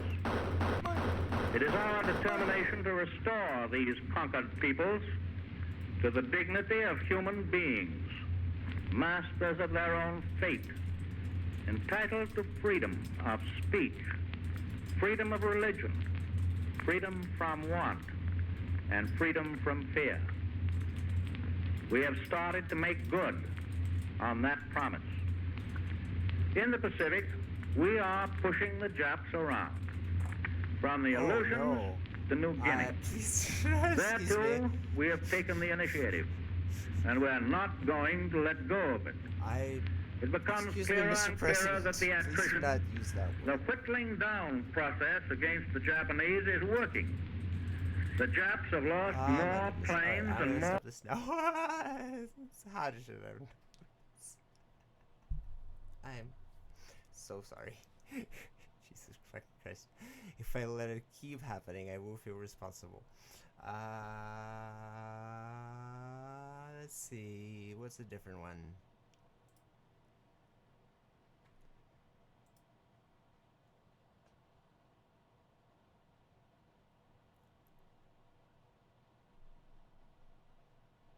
Oh, this cannot possibly be near. Yeah, I think a nice. Let's have some nice pole. Let's have something nice. Okay. Mean in the future world. Now, Paul Schubert, officer, traveler, military and naval analyst, discusses today's news developments and what they mean in the future world strategy of the war. Paul Schubert is presented every evening, Monday through Friday at this time, by Virginia Round Cigarettes, created by Benson & Hedges, Fifth Avenue, New York. This is the superb cigarette that gives you 54% more prized light golden Virginia tobaccos than any ordinary brand. Really? These fine cigarettes are made both with plain ends and corn tips. If you like the plain ends better, insist that you get them. Both styles are clearly marked on the bottom of the package. And now, Paul Schubert. Thank you, Ford Bond. Good evening, ladies and gentlemen. And that's what ads used to do. This is one of those nights when Europe is swept by alarms and rumors. The events of recent weeks have thrown the continent into a state of instability. Once more, people have the feeling that anything can happen. Yeah. In Italy and also in Germany, there is particular tension. Feelings like these have been part of the European air for years. It's a little hard to appreciate here in the United States just how unstable Europe is to the present generation. For just about 30 years now, Europeans have been living in an atmosphere of war, revolution, political crisis. They've seen the forms of government change. The national flag has changed and changed again. Their money has changed in shape, appearance, and value, and changed again. The names of their cities have changed, and the names of streets inside the cities. Things like defeat, inflation, and currency revaluation have made all property values uncertain. The constant threat of war and the repeated experience of war have made human relationships painful and tragic as families have been torn apart. At the start of these 30 years, war was confined to battlefields. Now it has become a universal experience in which any city may be bombed.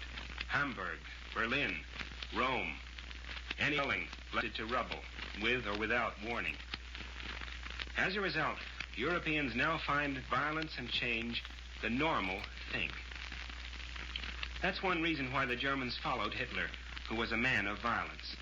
Hitler preached a rule of violence, said he was going to set up a government so strong that it would last 1,000 years, that its strength would reach out and swallow up most of the rest of Europe and a good deal of the outer world. The Germans accepted Hitler's violence as a sort of inverted stability.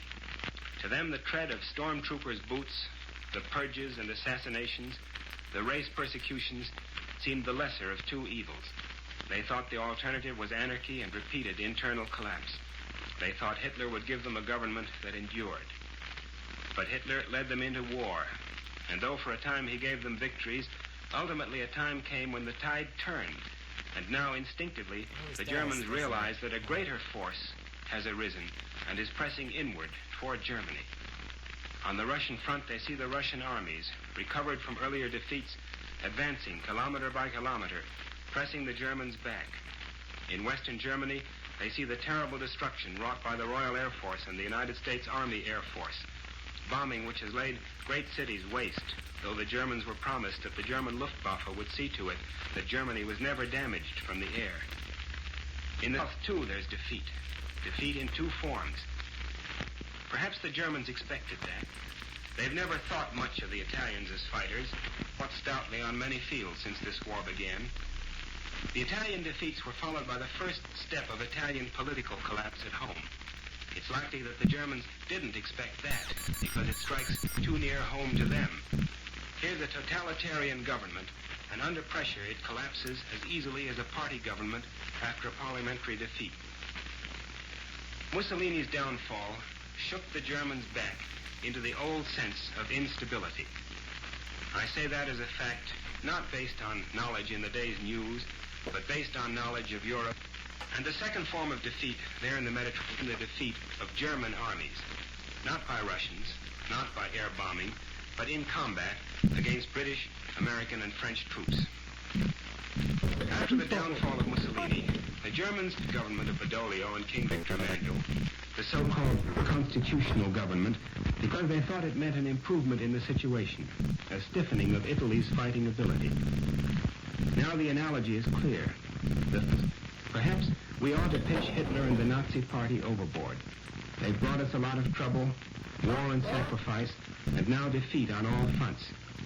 This thought may not even have taken concrete form as yet, but it's in the air. And it's reflected tonight in the European news, which is full of vague rumors of important non-military developments in Germany. Rigid German censorship is stopping all dispatches which speak specifically as to what such developments might be. For my part, I wouldn't put any stock in specific rumors anyway, because there's no limit to the things people conjure up and spread about as fact there in Europe at times like these. And when dramatic events come, they come unannounced and usually with complete surprise, as Mussolini's downfall came a few days ago. The point is, the political tide has turned, as well as the military, in this great total war, and for the same reason, because of the pressure of the arms of the United Nations. All this applies, however, only to the European civilian populations, not to the European armies, not even to the Italian army. There's a reason for that, too. The armies don't hear the news. Above all, they don't hear the foreign shortwave news that reaches the civilian population by radio. And the armies are under much tighter organization. And the armies are, on the whole, much better clothed and fed, except on the active combat fronts, than the civil population. And often better housed, too. So that the armies must still be considered as intact as fighting units determined to carry on the war. This is particularly true of the German army, which has fought through these difficult weeks without showing any signs of cracking. There's one more thing to remember.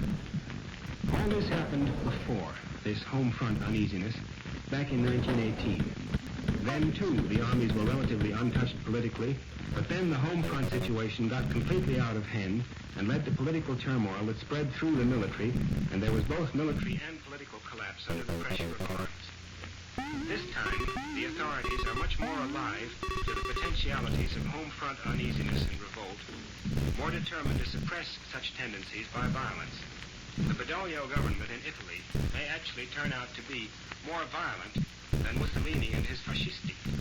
And if, in Germany, Hitler should be thrown out in favor of a military dictatorship, that dictatorship would certainly set out to rule the country with absolute martial authoritarianism, I beg your pardon. What we are seeing now is the war's a real crisis. Under pressure, Europe's hard-pressed civilians are wavering. But this wavering has been anticipated.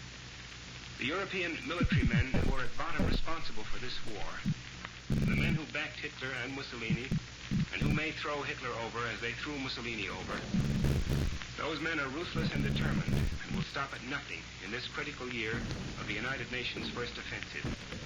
At all costs, those men want to avoid defeat. If they can't win the war, they want to win the peace. They want to force us to accept a draw, and in the years after the war, they want to prepare for a military comeback. That's why suddenly the phrase unconditional surrender begins to assume such importance. They say the idea of unconditional surrender hurts Italian pride. They should have thought of that when they began waging war on Albanians and Greeks, Abyssinians and French, and when they cheered the Italian declaration of war on the United States. Next to the day's military events and their strategic meaning. I'll continue with an analysis of the various fronts in just a moment.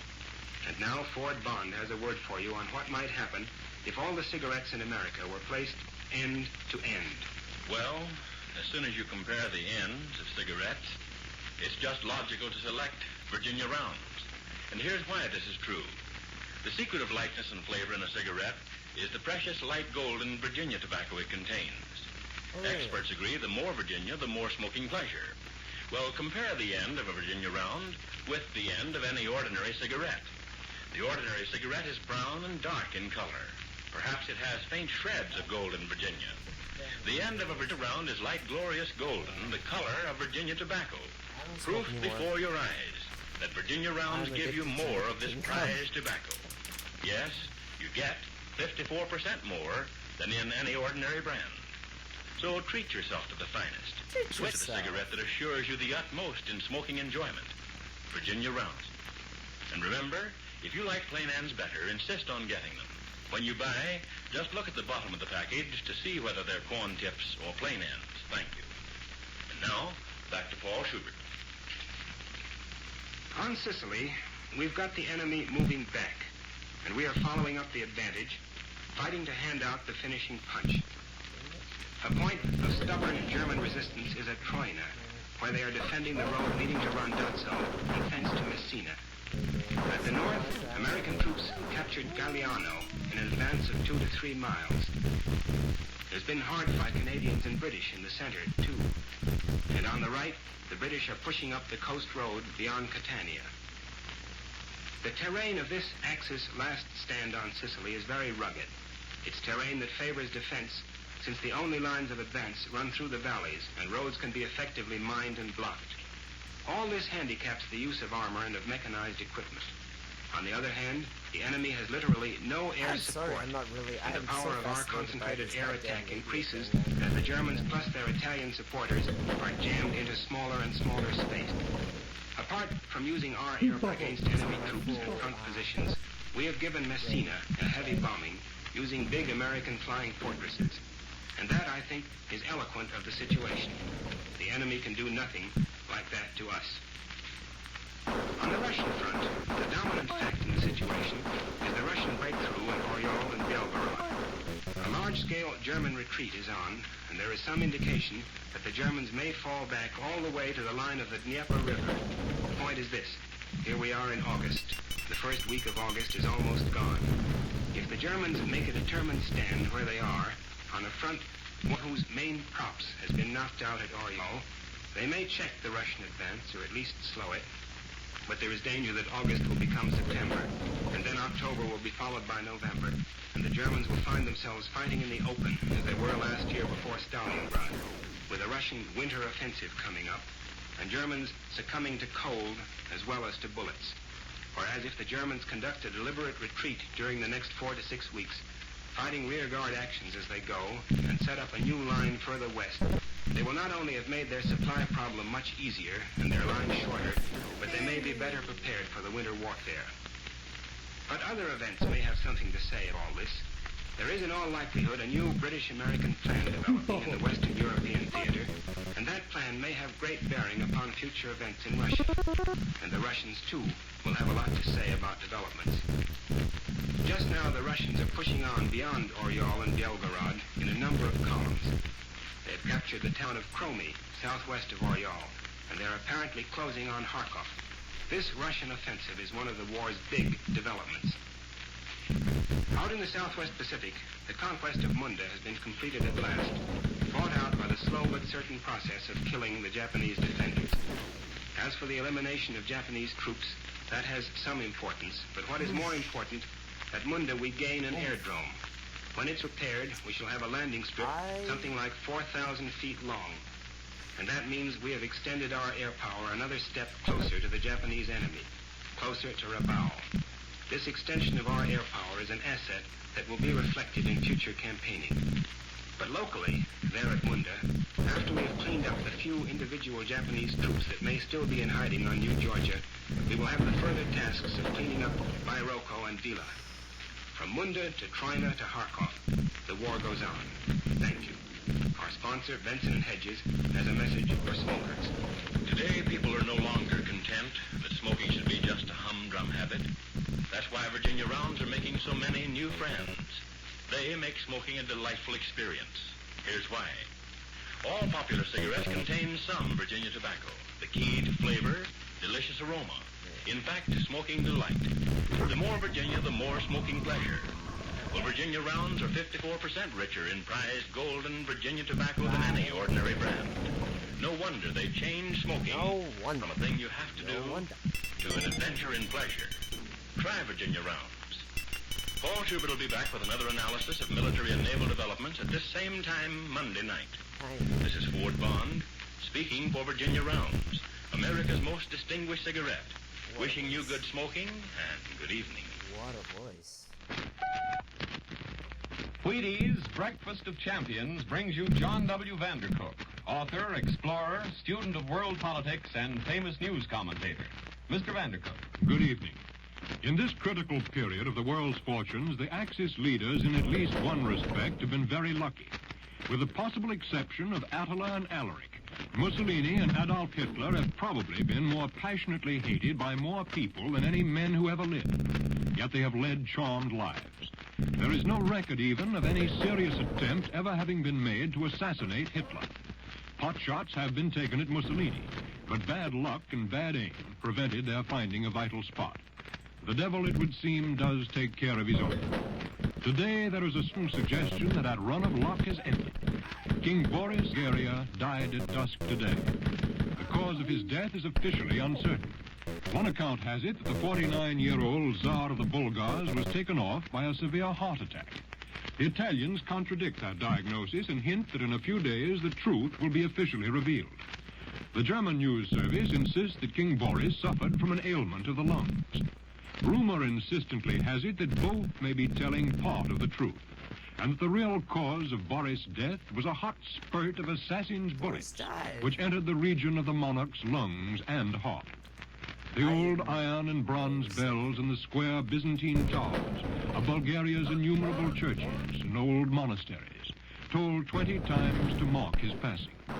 Simeon, the only son of Boris and of his Italian consort, in fulfillment of the ancient formula, has become the new king. King Simeon II of Bulgaria is 6 years old. The fact of Boris' death and the succession jerks another prop from beneath the shaking Axis structure. The name Bulgaria comes from an old Slavic root, which means the land of the plowing peasants. Its 6.5 million people are blood cousins to the Russians. They have enjoyed the dignity of being citizens of a separate modern nation for only 35 years. During that brief period, through the ambition of their autocratic kings, they have been led twice into general European wars that they have neither understood nor wanted. Bulgaria was an ally of Germany, the loser in the last war, and had the distinction of being the first of the Central Powers alliance to accept unconditional surrender. That debacle resulted in the abdication of King Ferdinand in favor of his son Boris. Since then, the patient, strong-muscled people of Bulgaria have plowed their fertile fields, have grown their wheat and their tobacco, and mined their soft brown coal, caring little and knowing little of what was taking place in the troubled European world around them. In the interlude of peace, the late King Boris was for a time a popular figure. He was only 24 when he ascended the Bulgar throne. His marriage to the daughter of King Victor Emmanuel of Italy did not take place until 1930, when Boris was 36. As a bachelor, the young Tsar showed what, at least in that part of Europe, passed for democratic tendencies. He loved to drive fast cars and motorcycles over the narrow dirt roads of his kingdom. He was fascinated by railways and enjoyed nothing so much as running a locomotive with his own royal hands. The common people liked it. Then, with his marriage to a daughter of the ambitious House of Savoy, Tsar Boris began to repeat in detail the mistake of his father Ferdinand. The Germans again made promises. Boris fatally believed the Germans. For the second time, that little Balkan nation, no larger than the state of Kentucky, staked its national fortune on the wrong dark horse. The Bulgarian dynast wanted living space to the south. It is a deep-rooted national tradition that Bulgaria must secure an outlet to the Aegean Sea. That piece of the ancient land of Macedonia belonged to Greece. It is a brown and barren land of hills worn out by 4,000 years of human occupation. In exchange for an alliance with Germany, Hitler promised to deliver that desired territory. When the Nazis conquered Greece, the promise was kept. It was easy to keep. It cost Hitler nothing. In their anxiety to occupy that new living space, the Bulgarians, under the directions of Tsar Boris, are reported to have conducted themselves with gross brutality. The Greek goat herds and small peasants of the district have been driven out and starved and killed. Just what repayment Boris made, other than the empty gesture of alliance, is not quite clear. Racial and religious ties with the Russian people were too close for even the suppressed subjects of the king to stomach Bulgaria's joining in the attack on Russia. Bulgaria, therefore, is not at war with the Soviet Union. One has certainly not heard of any large masses of Bulgarian troops fighting beside the Nazis on the Western or the Mediterranean fronts. Now the tragic farce is drawing to an end. The Bulgarians are openly weary of the war. They are bewildered by it. In sentiment, having met the Germans, they are now strongly pro-Ally and anti-Nazi. It must be a matter tonight of further concern to Berlin that Boris did not marry and beget an heir when he was younger. Poor Simeon II, at the age of 6, will not be troubled by questions of high policy.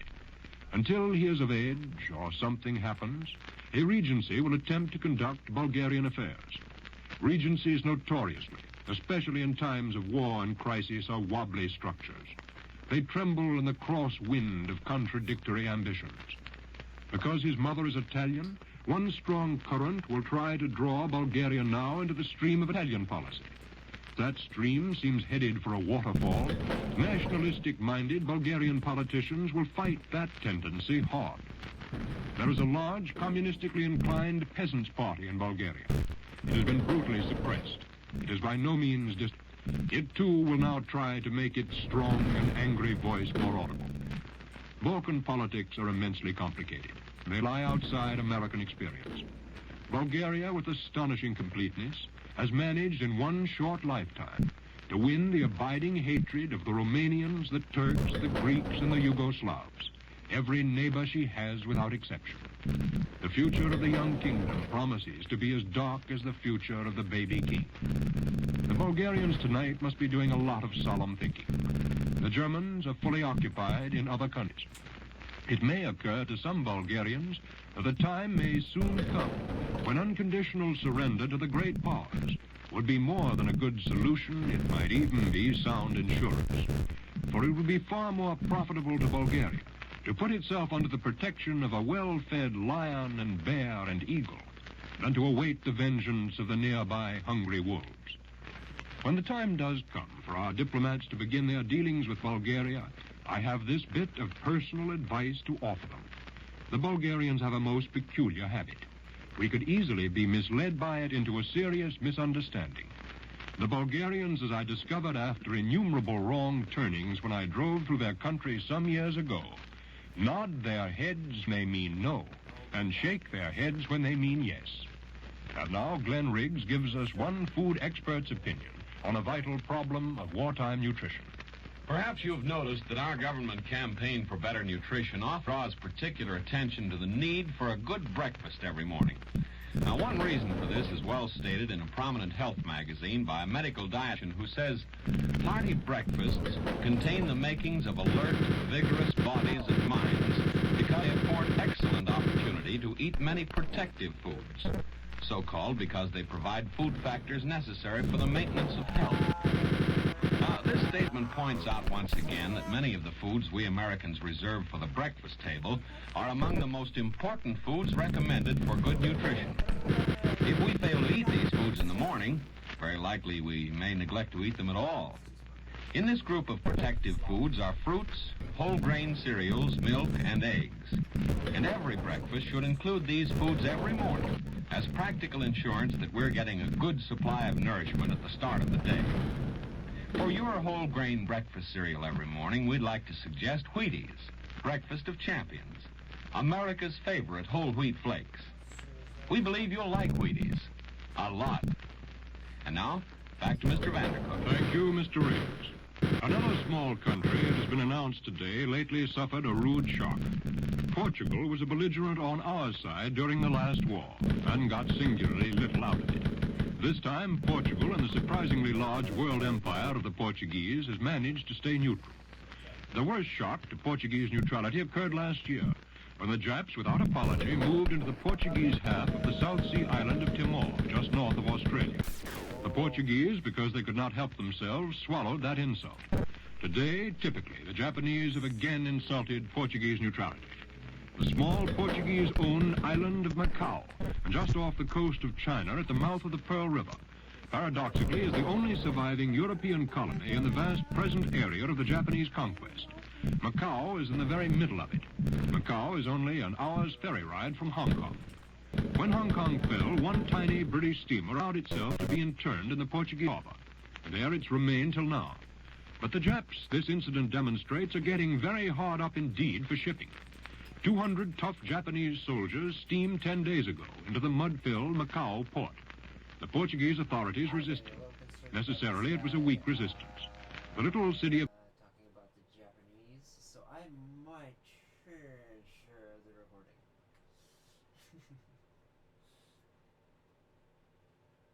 Let's see, I don't know. I've just been putting on some sort of, I've been using it as an excuse to listen to old-timey radio.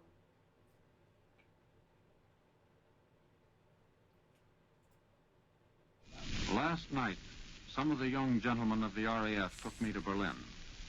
The pilot was called Jock. The crew captains walked into the briefing room, looked at the maps and charts, and sat down with their big celluloid pads on their knees. The atmosphere was that of a school and a church. The weatherman gave us the weather. The pilots were reminded that Berlin is Germany's greatest center of war production.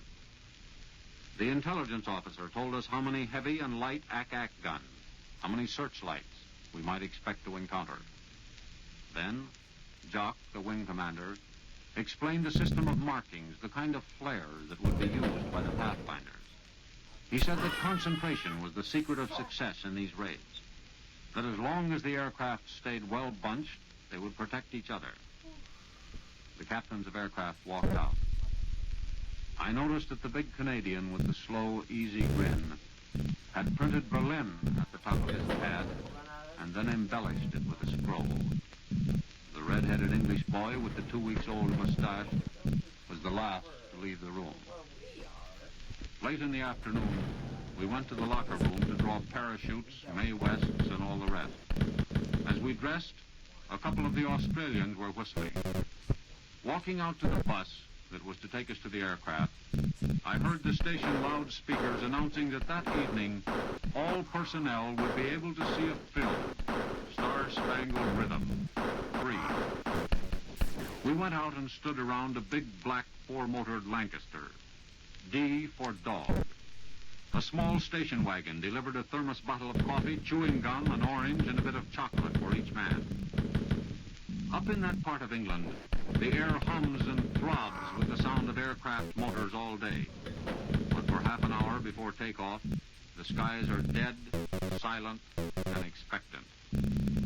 A lone hawk hovered over the airfield, absolutely still as he faced into the wind. Jack, the tail gunner, said, "It'd be nice if we could fly like that." D-Dog eased around the perimeter track to the end of the runway. We sat there for a moment. The green light flashed, and we were rolling, 10 seconds ahead of schedule. The takeoff was smooth as silk. The wheels came up, and D-Dog started the long climb. As we came up through the clouds, I looked right and left and counted 14 black Lancasters climbing for the place where men must burn oxygen to live. The sun was going down, and its red glow made rivers of lakes of fire on tops of the clouds. Down to the southward, the clouds piled up to form castles, battlements, and whole cities, all tinged with red. Soon we were out over the North Sea. Dave, the navigator, asked Jock if he couldn't make a little more speed. We were nearly 2 minutes late. By this time, we were all using oxygen. The talk on the intercom was brief and crisp. Everyone sounded relaxed. For a while, the 8 of us, in our little world in exile, moved over the sea. There was a quarter moon on the starboard beam. Jock's quiet voice came through the intercom. "That'll be flak ahead." We were approaching the enemy coast. The flak looked like a cigarette lighter in a dark room, one that won't light. Sparks, but no flame. The sparks crackling just above the level of the cloud tops. We flew steady and straight, and soon the flak was directly below us. D-Dog rocked a little from right to left, but that wasn't caused by the flak. We were in the slipstream of other Lancasters ahead, and we were over the enemy coast. And then a strange thing happened. The aircraft seemed to grow smaller. Jack in the rear turret, Wally, the mid-upper gunner, Titch, the wireless operator, all seemed somehow to draw closer to Jock in the cockpit. It was as though each man's shoulder was against the other's. The understanding was complete. The intercom came to life, and Jock said, "2 aircraft on the port beam." Jack in the tail said, "Okay, sir, they're Lancs." The whole crew was a unit and wasn't wasting words. The cloud below was 10 tenths. The blue-green jet of the exhausts licked back along the leading edge, and there were other aircraft all around us. The whole great aerial armada was hurtling towards Berlin. We flew so for 20 minutes. When Jock looked up at a vapor trail curling across above us, remarking in a conversational tone that from the look of it he thought there was a fighter up there. Occasionally the angry red of Ack-Ack burst through the clouds, but it was far away, and we took only an academic interest.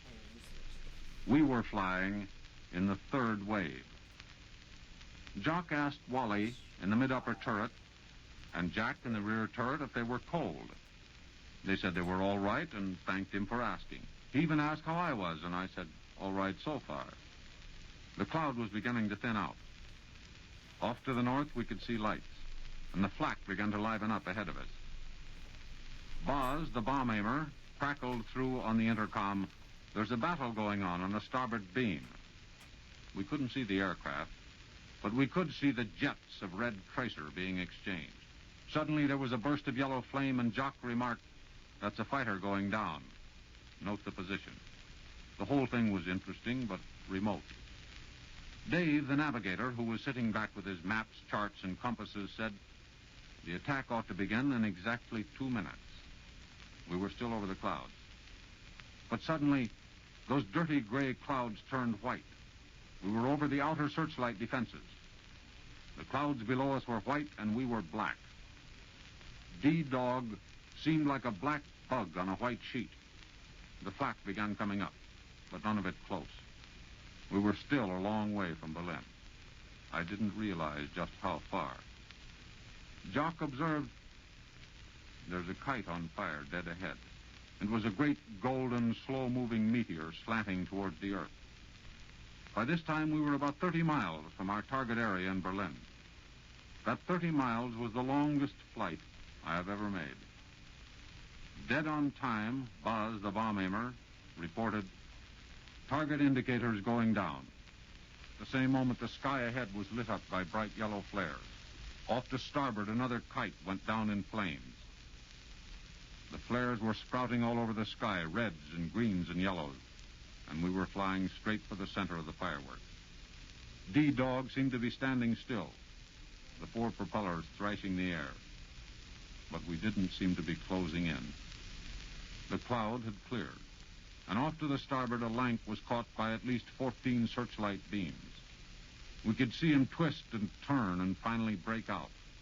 But still, the whole thing had a quality of unreality about it. No one seemed to be shooting at us, but it was getting lighter all the time. Suddenly, a tremendous big blob of yellow light appeared dead ahead, another to the right and another to the left. We were flying straight for them. Jock pointed out to me the dummy fires and flares to right and left, but we kept going in. Dead ahead, there was a whole chain of red flares, looking like stoplights. Another lank was coned on our starboard beam. The light seemed to be supporting it. Again, we could see those little bubbles of colored lead driving at it from 2 sides. The German fighters were at him. And then, with no warning at all, D-Dog was filled with an unhealthy white light. I was standing just behind Jock and could see all the seams on the wings. His quiet Scots voice beat into my ears, "Steady, lads, we've been coned." His slender body lifted, half out of the seat, as he jammed the control column forward and to the left. We were going down. Jock was wearing woolen gloves with the fingers cut off. I could see his fingernails turn white as he gripped the wheel. And then I was on my knees, flat on the deck, for he had whipped the dog back into a climbing turn. The knees should have been strong enough to support me, but they weren't. And the stomach seemed in some danger of letting me down, too. I picked myself up and looked out again.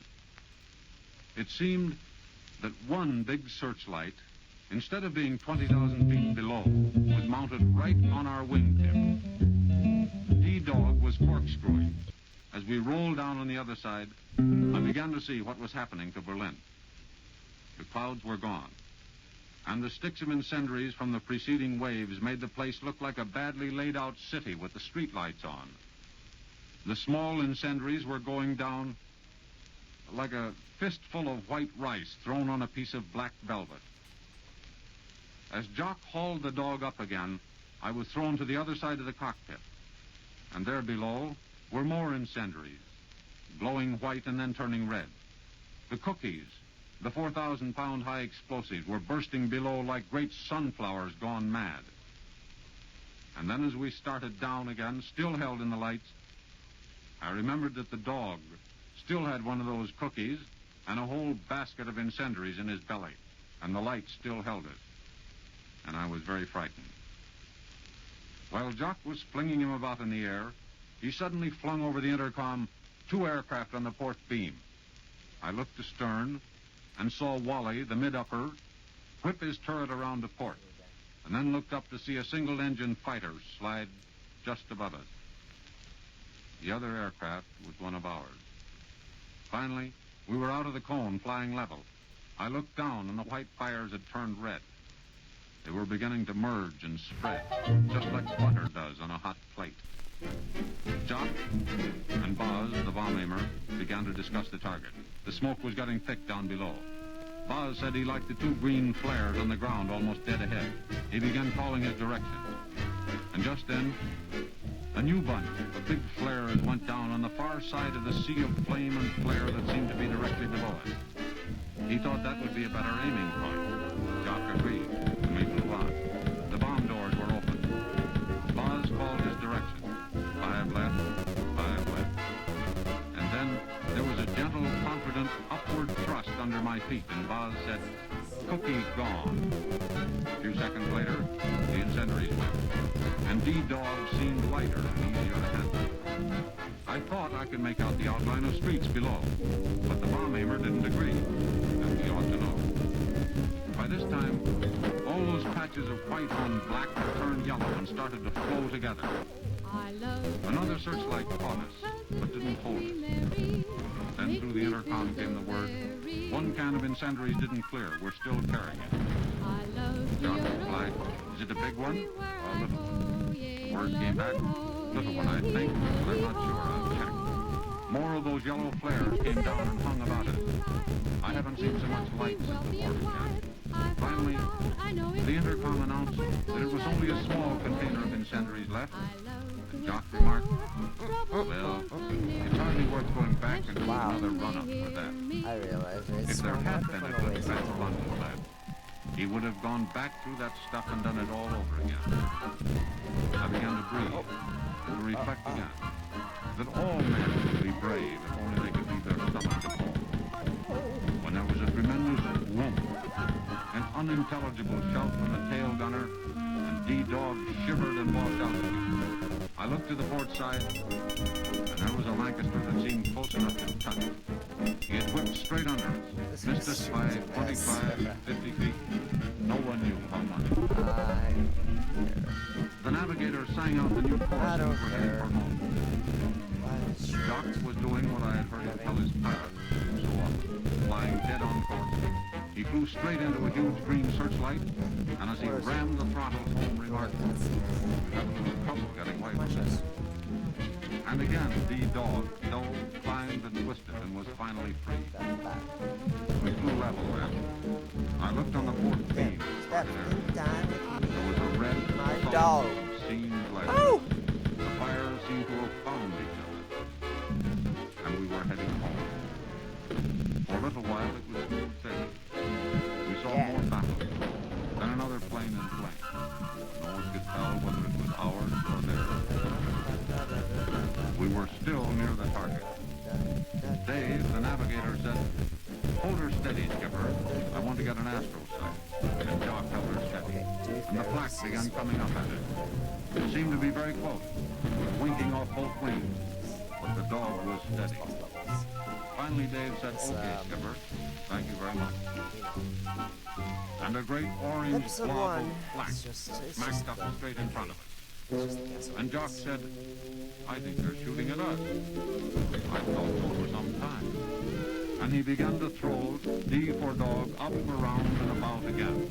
We were clear of the barrage. I asked him how close the bursts were, and he said, "Not very close. When they're really near, you can smell them." It was nothing, but I'd been holding my breath. Jack sang out from the rear turret, said his oxygen was getting low. Thought maybe the lead had frozen. Hitch, the wireless operator, went scrambling back with a new mask and a bottle of oxygen. Dave, the navigator, said we're crossing the coast. My mind went back to the time I had crossed that coast in 1938. Honestly, in a weird way, this kind of feels like a dark lodge. Just ahead of me sat the refugee from Vienna, an old man with a The co-pilot came back and told them we were outside German territory.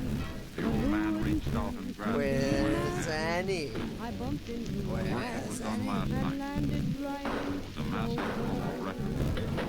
We're all fled from the south, shots, blows of the strict guns. We began to lose sight of the North Sea. We were over England's shore. The land was dark. Somewhere down there below, American boys were probably bombing up fortresses and liberated, getting ready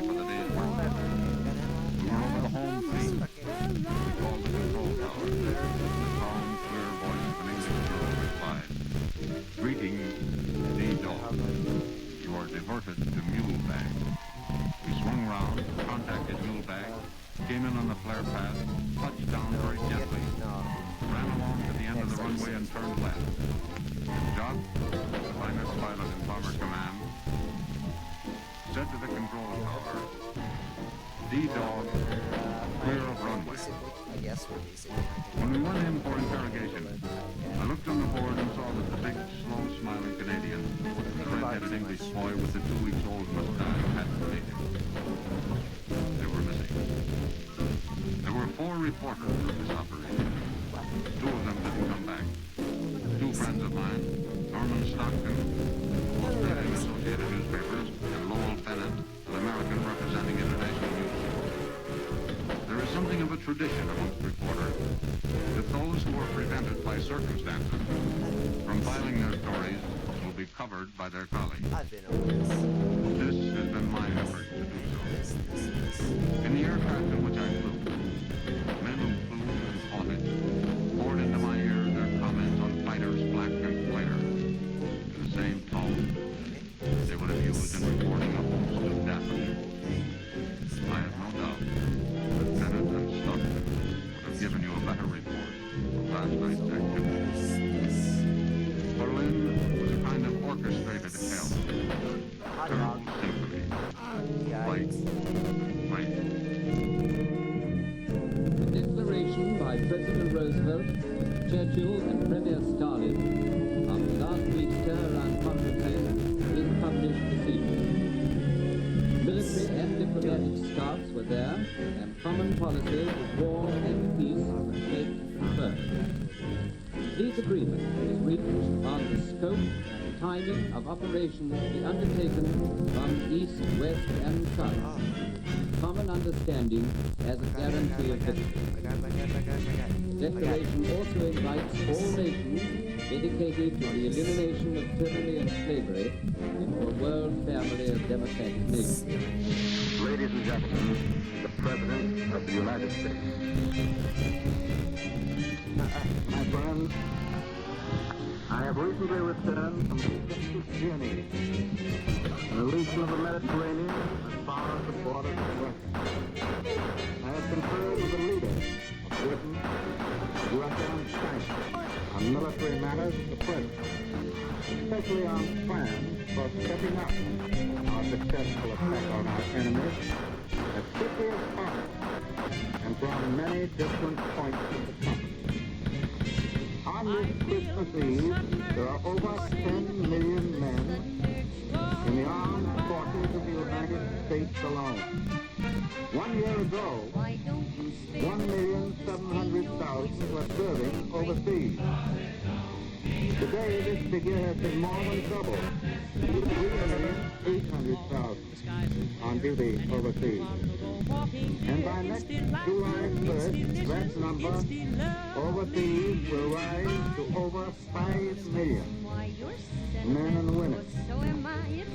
That this is truly a world war was demonstrated to me when arrangements were being made with our overseas broadcasting agencies for the time for me to speak today to our soldiers, sailors, marines, merchant seamen, every part of the world.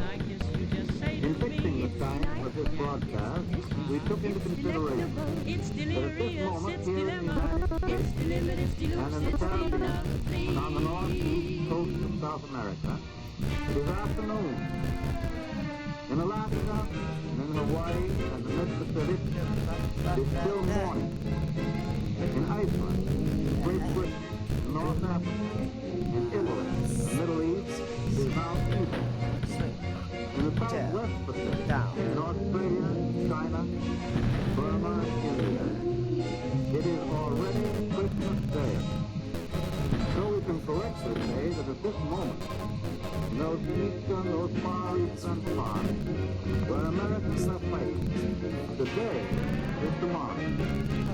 But everywhere throughout the world, through this war that covers the world, there is a special spirit that has warmed our hearts since our early childhood. about this game, A right? spirit that brings us close to our homes, our families, our friends and neighbors. The Christmas spirit of peace on earth, goodwill toward men. It is an unquenchable spirit. During the past years of international gangsterism and brutal aggression in Europe and in Asia, our Christmas celebrations have been startled with apprehension for the future. We have said Merry Christmas and Happy New Year, and we have known in our hearts that the cloud still hung over our world and prevented us from saying it with full sincerity and conviction. But even this year, we still have much to face in the way of further suffering and sacrifice and personal tragedy. Our men who have been through the fierce battle in the Solomons and the Gilberts and Tunisia and Italy know from their own experience and knowledge of modern war that many bigger and costlier battles are still to be fought.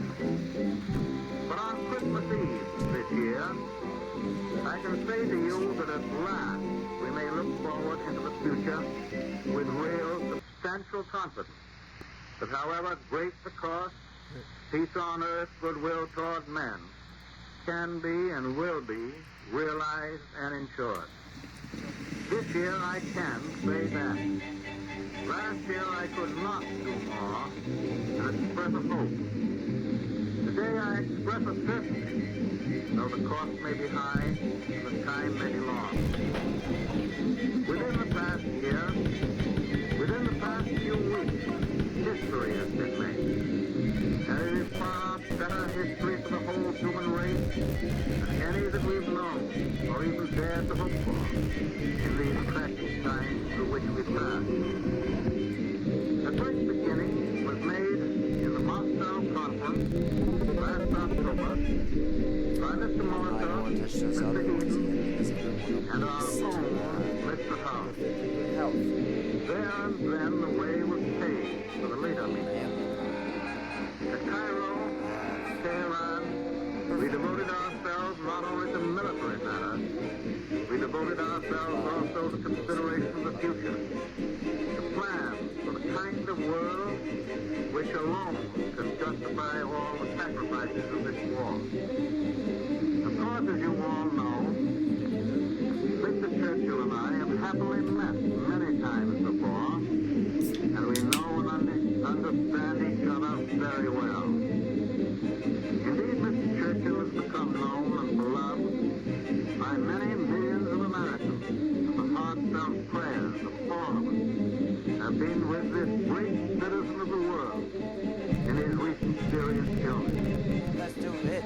The Cairo and Tehran conferences, however, gave me my first opportunity to meet the Generalissimo, Chiang Kai-shek, and Marshal Stalin, and to sit down at the table with these unconquerable men and talk with them face to face. We had planned to talk to each other across the table at Cairo and Tehran, but we soon found that we were all on the same side of the table. We came to the conferences with faith in each other, but we needed the personal contact. And now we have supplemented faith with definite knowledge. It was well worth traveling thousands of miles over land and sea to bring about this personal meeting, and to gain the heartening assurance that we are absolutely agreed with one another on all the major objectives and on the military means of obtaining them. At Cairo, Prime Minister Churchill and I spent 4 days with the Generalissimo, Chiang Kai-shek. It is the first time that we'd had an opportunity to go over the complex situation in the Far East with him personally. We were able not only to settle upon definite military strategies, but also to discuss certain long-range principles which we believe can assure peace in the Far East for many generations to come. Those principles are as simple as they are fundamental. They involve the restoration of stolen promise to its rightful owners, and the recognition of the rights of millions of people in the Far East to build up their own forms of self-government without molestation.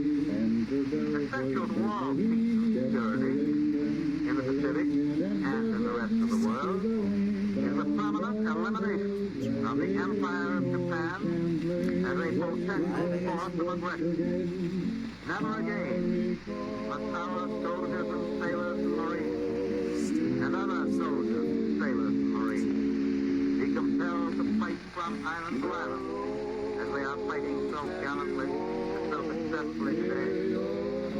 Increasingly powerful forces are now hammering at the Japanese at many points over an enormous arm which curves down through the Pacific from the Aleutians to the jungles of Burma. Our own Army and Navy, our Air Force, the Australians, the New Zealanders, the Dutch, the British land, air, and sea forces are all forming a band of thieves, which is slowly but surely closing in on Japan. And on the mainland of Asia, under the Generalissimo's leadership, Chinese ground and air forces, augmented by American air forces, are playing a vital part in starting the drive which will push the invaders into the sea. Following out the military decisions at Cairo, General Marshall has just flown around the world and has had conferences with General MacArthur and Admiral Nimitz, conferences which will spell plenty of bad news for the Japs in the not too far distant future. I met in the Generalissimo a man of great vision, great courage, a remarkably keen understanding of the problems of today and tomorrow. We discussed all the manifold military plans for striking at Japan's decisive force from many directions. I believe I can say that he returned to Chongqing with the positive assurance of total victory over our common enemy. Today, we in the Republic of China are closer together than ever before in deep friendship and in unity of purpose. After the Cairo conference, Mr. Churchill and I went by aeroplane to Tehran. There, we met with Marshal Salim. We talked with complete frankness on every conceivable subject connected with the winning of the war and the establishment of a durable peace after the war. This is the B-side. Within 3 days of intense and consistently amicable discussions, we agreed on every point concerned with the launching of a gigantic attack from Germany. The Russian army will continue its stern offensive on Germany's eastern front. The Allied armies in Italy and Africa will bring relentless pressure on Germany from the south. And now the encirclement will be complete as great American and British forces attack from other points of the country. The commander selected to lead the combined attack from the other points is General Dwight D. Eisenhower. His performances in Africa, in Sicily, and in Italy have been brilliant. He knows by practical, successful experience the way to coordinate air, sea, and land powers. All of these will be under his control. Lieutenant General I'm so sorry. will command the entire American strategic bombing force operating against Germany. General Eisenhower gives up his command of the Mediterranean to a British officer whose name is being announced by Mr. Churchill.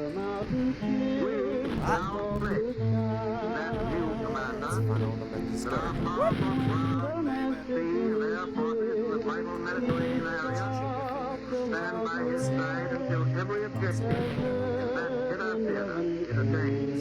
Both of these new commanders will have American and British supporting commanders whose names will be announced to the world. last few days. Even once in a while. During the last 2 Fuck days, you! Marshal Sally, Mr. Churchill, and I Fuck! looked ahead Fuck into the you! days and months and years that will follow Germany's defeat. We were united in determination that Germany must be stripped of her military and be given no opportunity within the foreseeable future to regain that fight. The United Nations have no intention to enslave the German people. We wish them to have a normal path to develop in peace as useful and respectable members of the European family. But we most certainly emphasize that word respectable. For we intend to rid them once and for all of Nazism and Prussian militarism and the fantastic and disastrous notion that they constitute the master race. We did discuss international relationships from the point of view of big, broad objectives rather than details. But on the basis of what we did discuss, I can say even today that I do not think any insoluble differences will arise among Russia, Great Britain, and the United States. In these conferences, we were concerned with basic principles. Principles which involve the security and the welfare and the standard of living of human beings in countries large and small. To use an American and somewhat ungrammatical colloquialism, I may say that I got along fine with Martin Sally. He is a man who combines a tremendous, relentless determination with a stalwart good humor. I believe he is truly representative of the heart and soul of Russia. I believe that we are going to get along very well with him and the Russian people.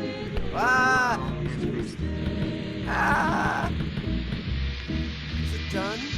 Britain, Russia, China, and the United States and their allies represent more than 3/4 of the total population of the earth. As long as these four nations, with great military power, stick together in determination to keep the peace, there will be no possibility of an aggressor nation arising to start another world war. But those four powers must be united with and cooperate with freedom-loving peoples of Europe and Asia and Africa and the Americas. The rights of every nation, large or small, must be respected and guarded as jealously as are the rights of every individual within our own republic. The doctrine that the strong will dominate the weak is the doctrine of our enemies, and we reject it. But at the same time agree that if force is necessary to keep international peace, international force will be applied for as long as it may be necessary. It has been our steady policy, and it is certainly a common sense policy, that the right of each nation to freedom must be measured by the willingness of that nation to fight for freedom. And today we salute our unseen allies in occupied countries, the underground resistance group, armies of liberation. They will provide forces against our enemies when the day of the counter-invasion comes. Through the development of science, the world has become so much smaller that we have had to discard the geographical yardsticks of the past. For instance, from our early history, the Atlantic and Pacific Oceans were believed to be walls of safety for the United States. Time and distance made it physically possible, for example, for us and for the other American republics to obtain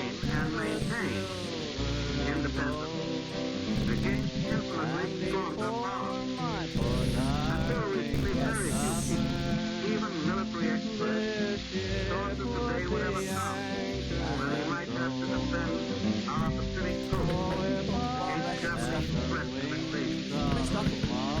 At the outbreak of the First World War, relatively few people thought that our ships and shipping would be menaced by German submarines on the high seas, or that the German militaries would never attempt to dominate any nation outside of Central Europe.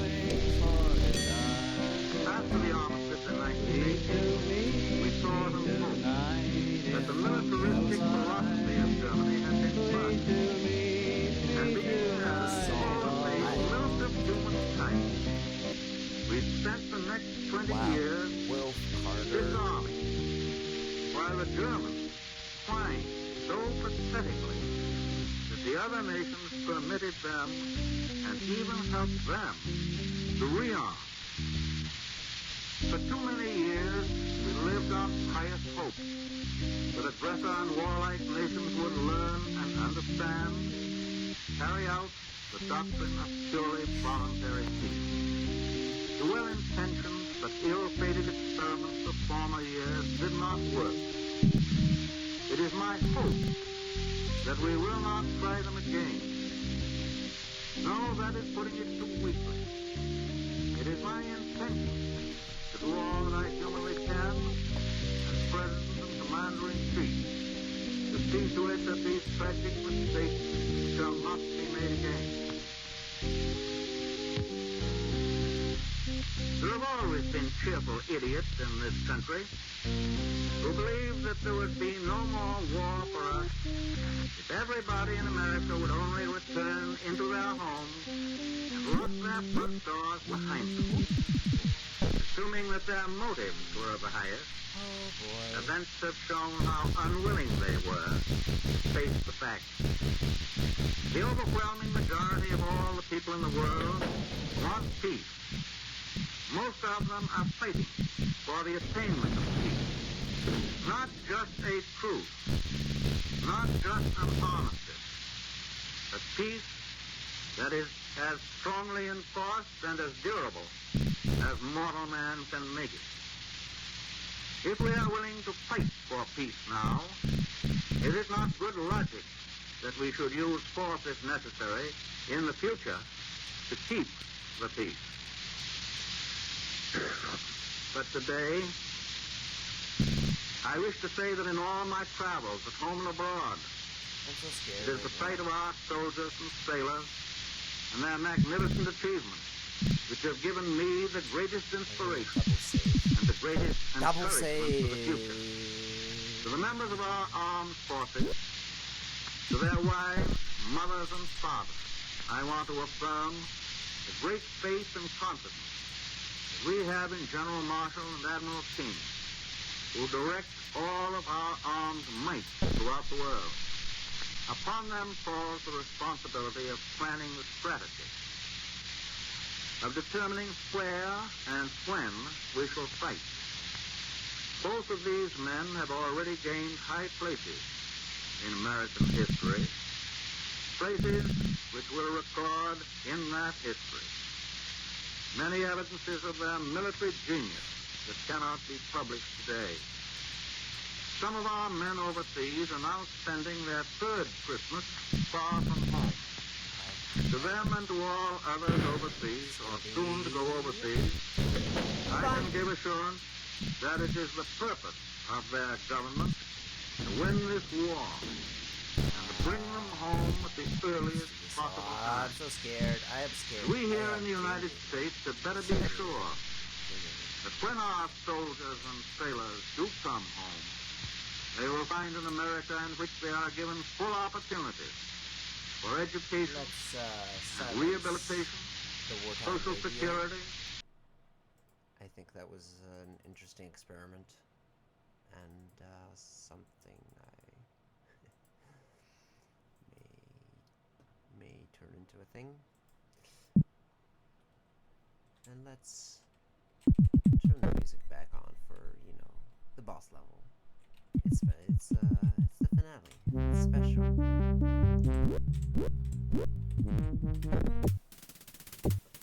We're not, this is isn't. Alright. Double saved.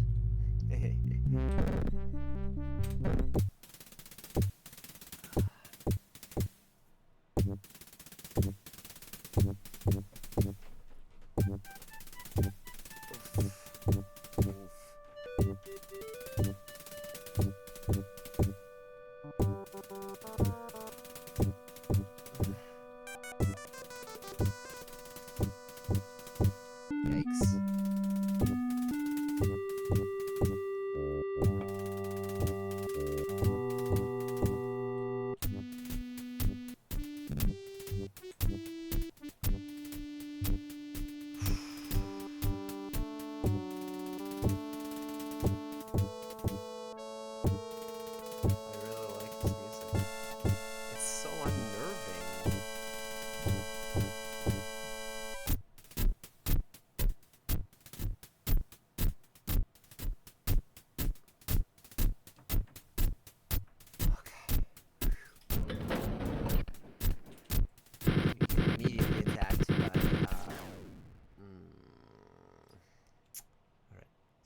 Zombies in that room that immediately target you.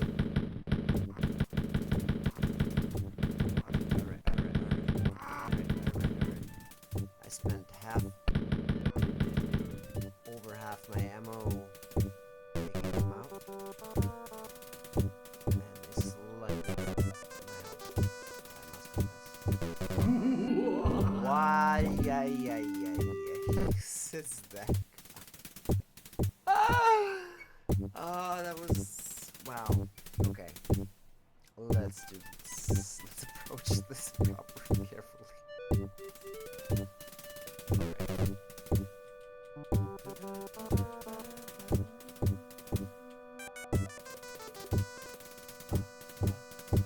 Well, okay. I see there's a medikit over there, right?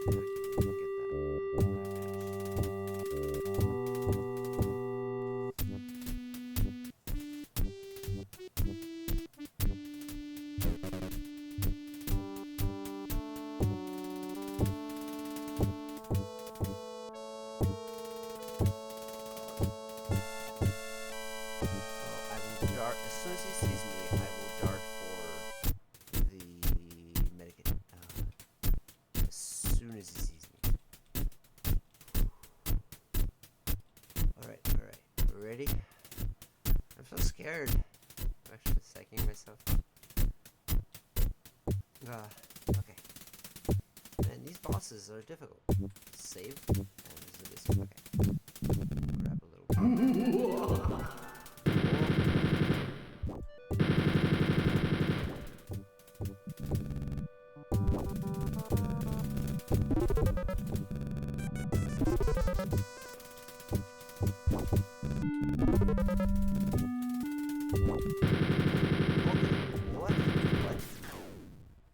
Oh look, yes, I had to get killed once because,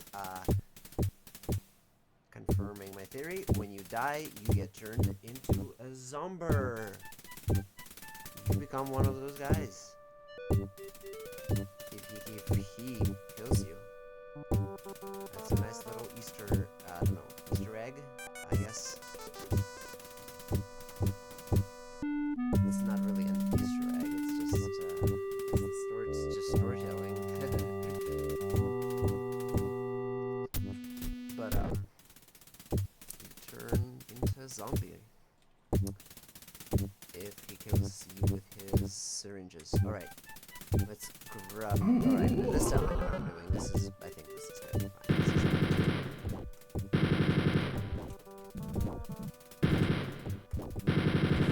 Honestly, this is one of the few, like, projectile type weapons in that... Oh.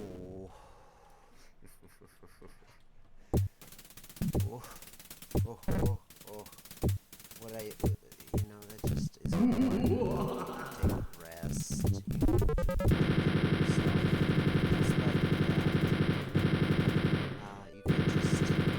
You can't overextend yourself, is what I'm saying. It's all about having a sustainable sort of,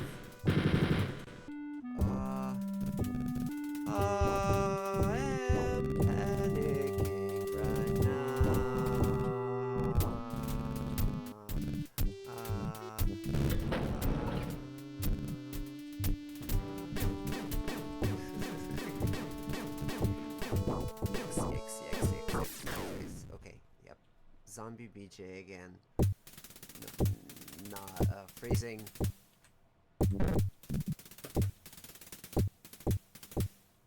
Okay.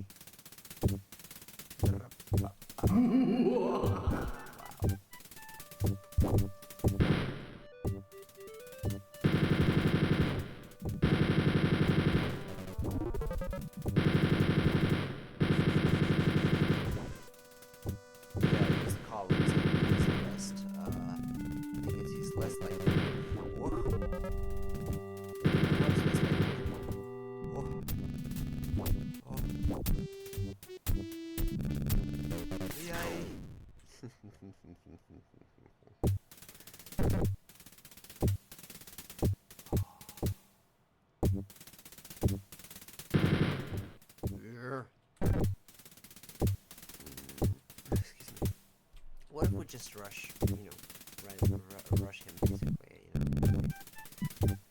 He's one of the few non-scary enemies in the game. How does this attack? Can you actually dodge those things? That's what I've always wondered.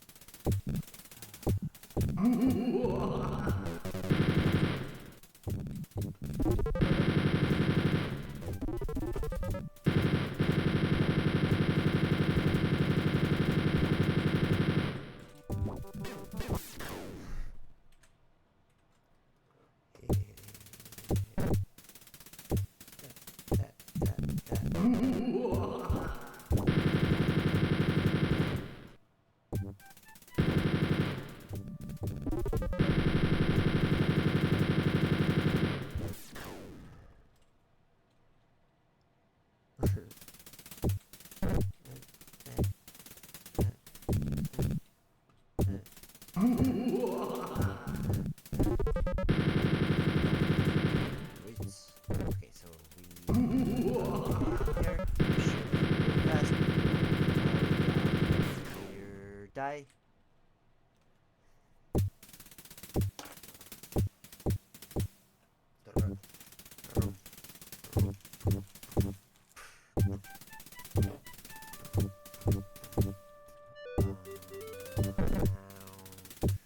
No, this music is gonna haunt me. Okay. Damn, I could be heading into this fight much better. This is what I did. Sorry. Hold on. There's gotta be a secret here. One second. Let me take a step back. Oh yes, thinking. What the fuck was I thinking?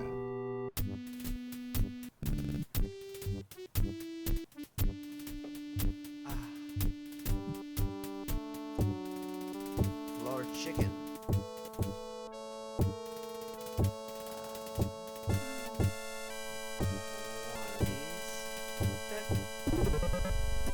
And then maybe one of these peppers.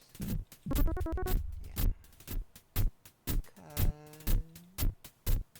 Alright, well, there's a whole chicken stash here. That's good. Ammo is a problem. Honestly, ammo is kind of almost the bigger problem. I don't know. But really, this lets us load everything we have into him directly and then run away a couple times, right? That's just really that is enough. Where is this? Where?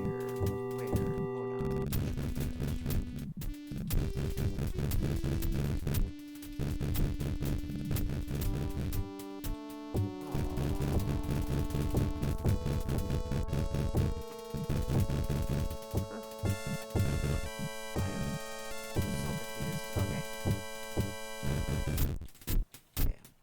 Damn.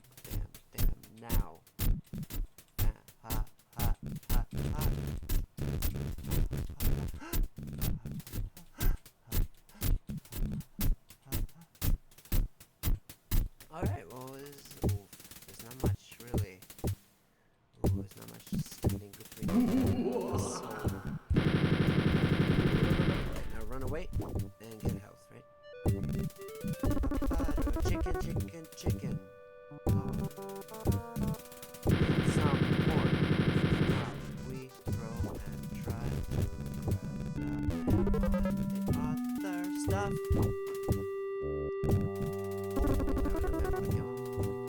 Not, well, we're fucked.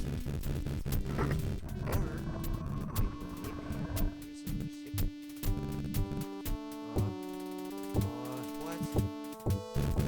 Secrets are... What?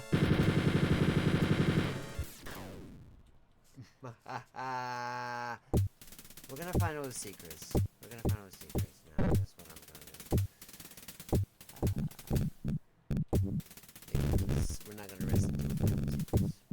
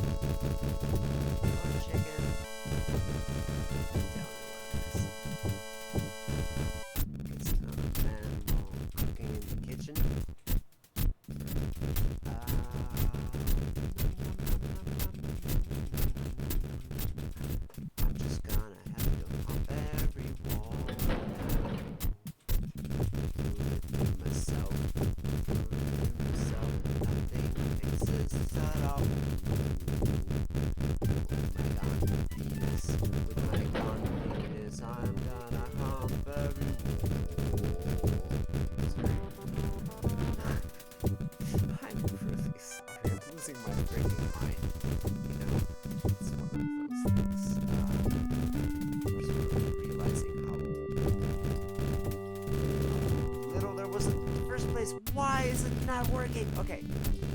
It's okay. Let's go kill the guy.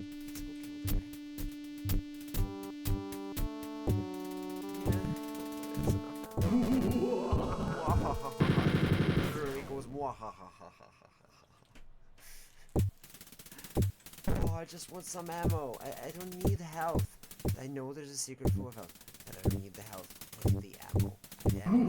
Oh my god, don't even, I wasn't even talking to you.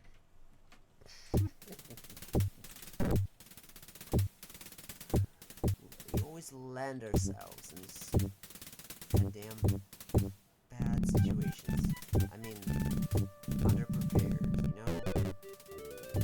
76 volts, that's really gotta... That's gotta... Just gotta do it, yeah. I'll try.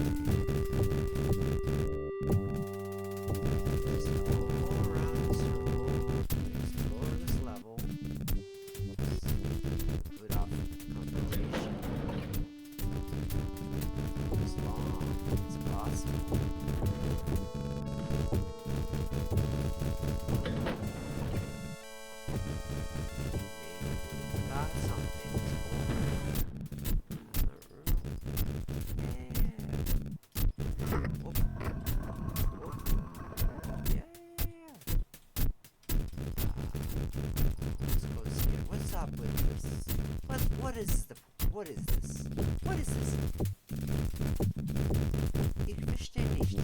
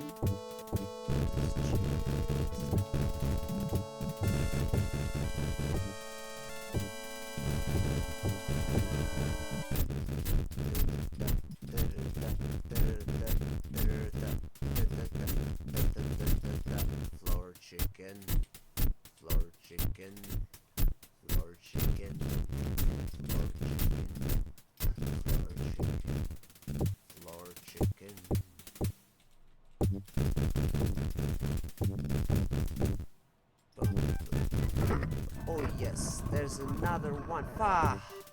I knew it wasn't crazy. Okay.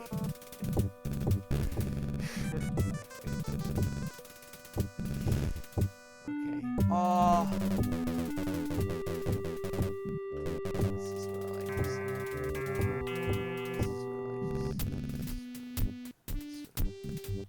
Alright, let's kill this fucker.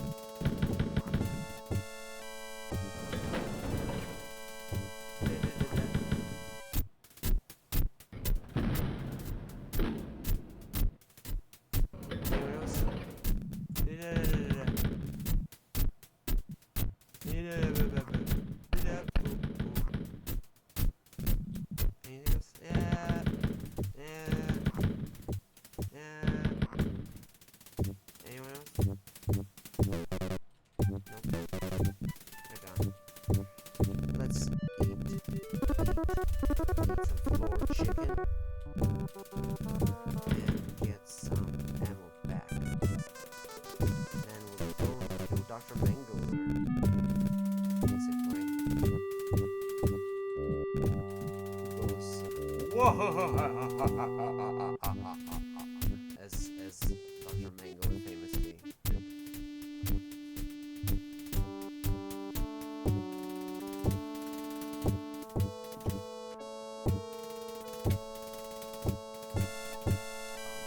As described by Hannah Arendt in the Mwahahahality of Evil.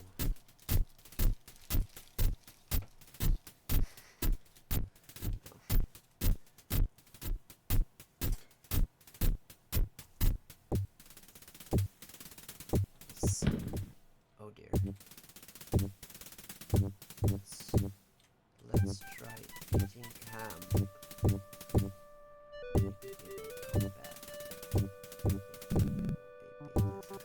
Okay, wait. Fire!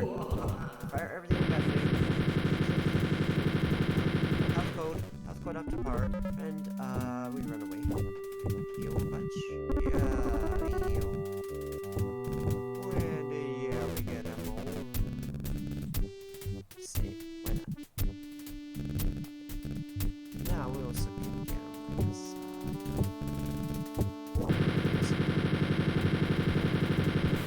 Okay. I was just wondering if that was enough. That was enough. Okay, we'll do another one. We'll retreat.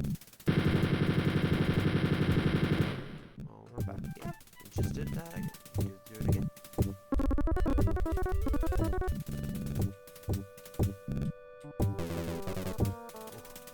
Now he's somewhere.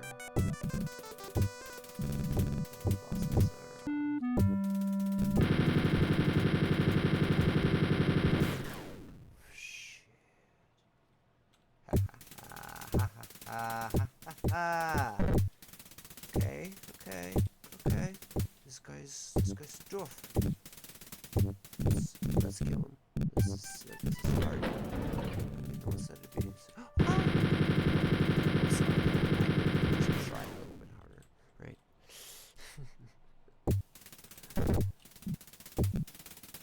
Floor chicken. I'm sorry I'm so obsessed with floor chicken. It is literally like, and it is an one person inside joke.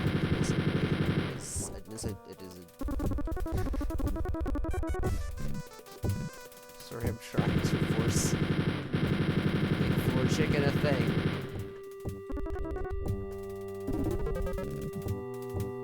But it's just funny to me, especially because the week after I started streaming, I ate some real bad chicken, and I was like, I'd rather eat this floor chicken than eat any more of that bad chicken that made me sick. I would rather eat floor chicken. And so, since then, the phrase floor chicken has just been stuck in my cranium. Alright, I think I saw him. I think we got a final right? We got the showdown. I got him. Yes. Let's. I got him. I love it. I love it. I love classic id.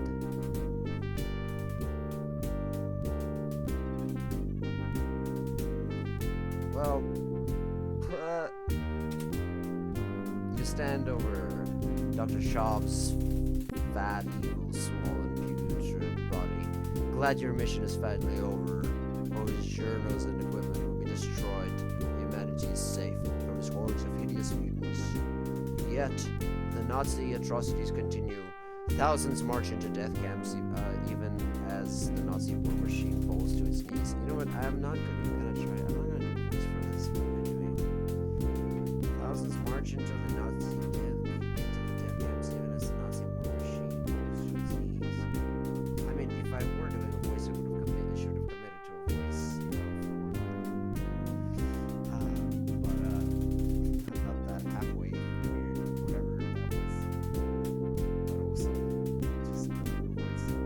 There is only one way to stop the madness. In the episode 3, Hitler hides in his Titanic bunker as the Third Reich crumbles about him. It is your job to assassinate him, ending his mad reign. Mad reign? You find he has escaped to the Reichstag, and there you must confront him. And if you like Wolfenstein, you will love the prequel trilogy of Nocturnal Missions. Get it? 30 more action-packed, super challenging levels. See the readme choice in the menu for more information, or call Apogee. I know, I'm kidding. What? 1-800-GAME-1, 2, 3. Mission: terminate Hitler. Yeah, you had me at mission: terminate Hitler.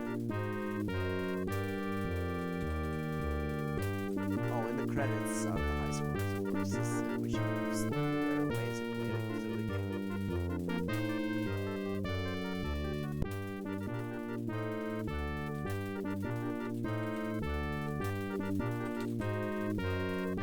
And that's a Wolfenstein. I'm probably gonna play something else. Because I don't quite feel like stopping with the stream, but I'm definitely satisfied.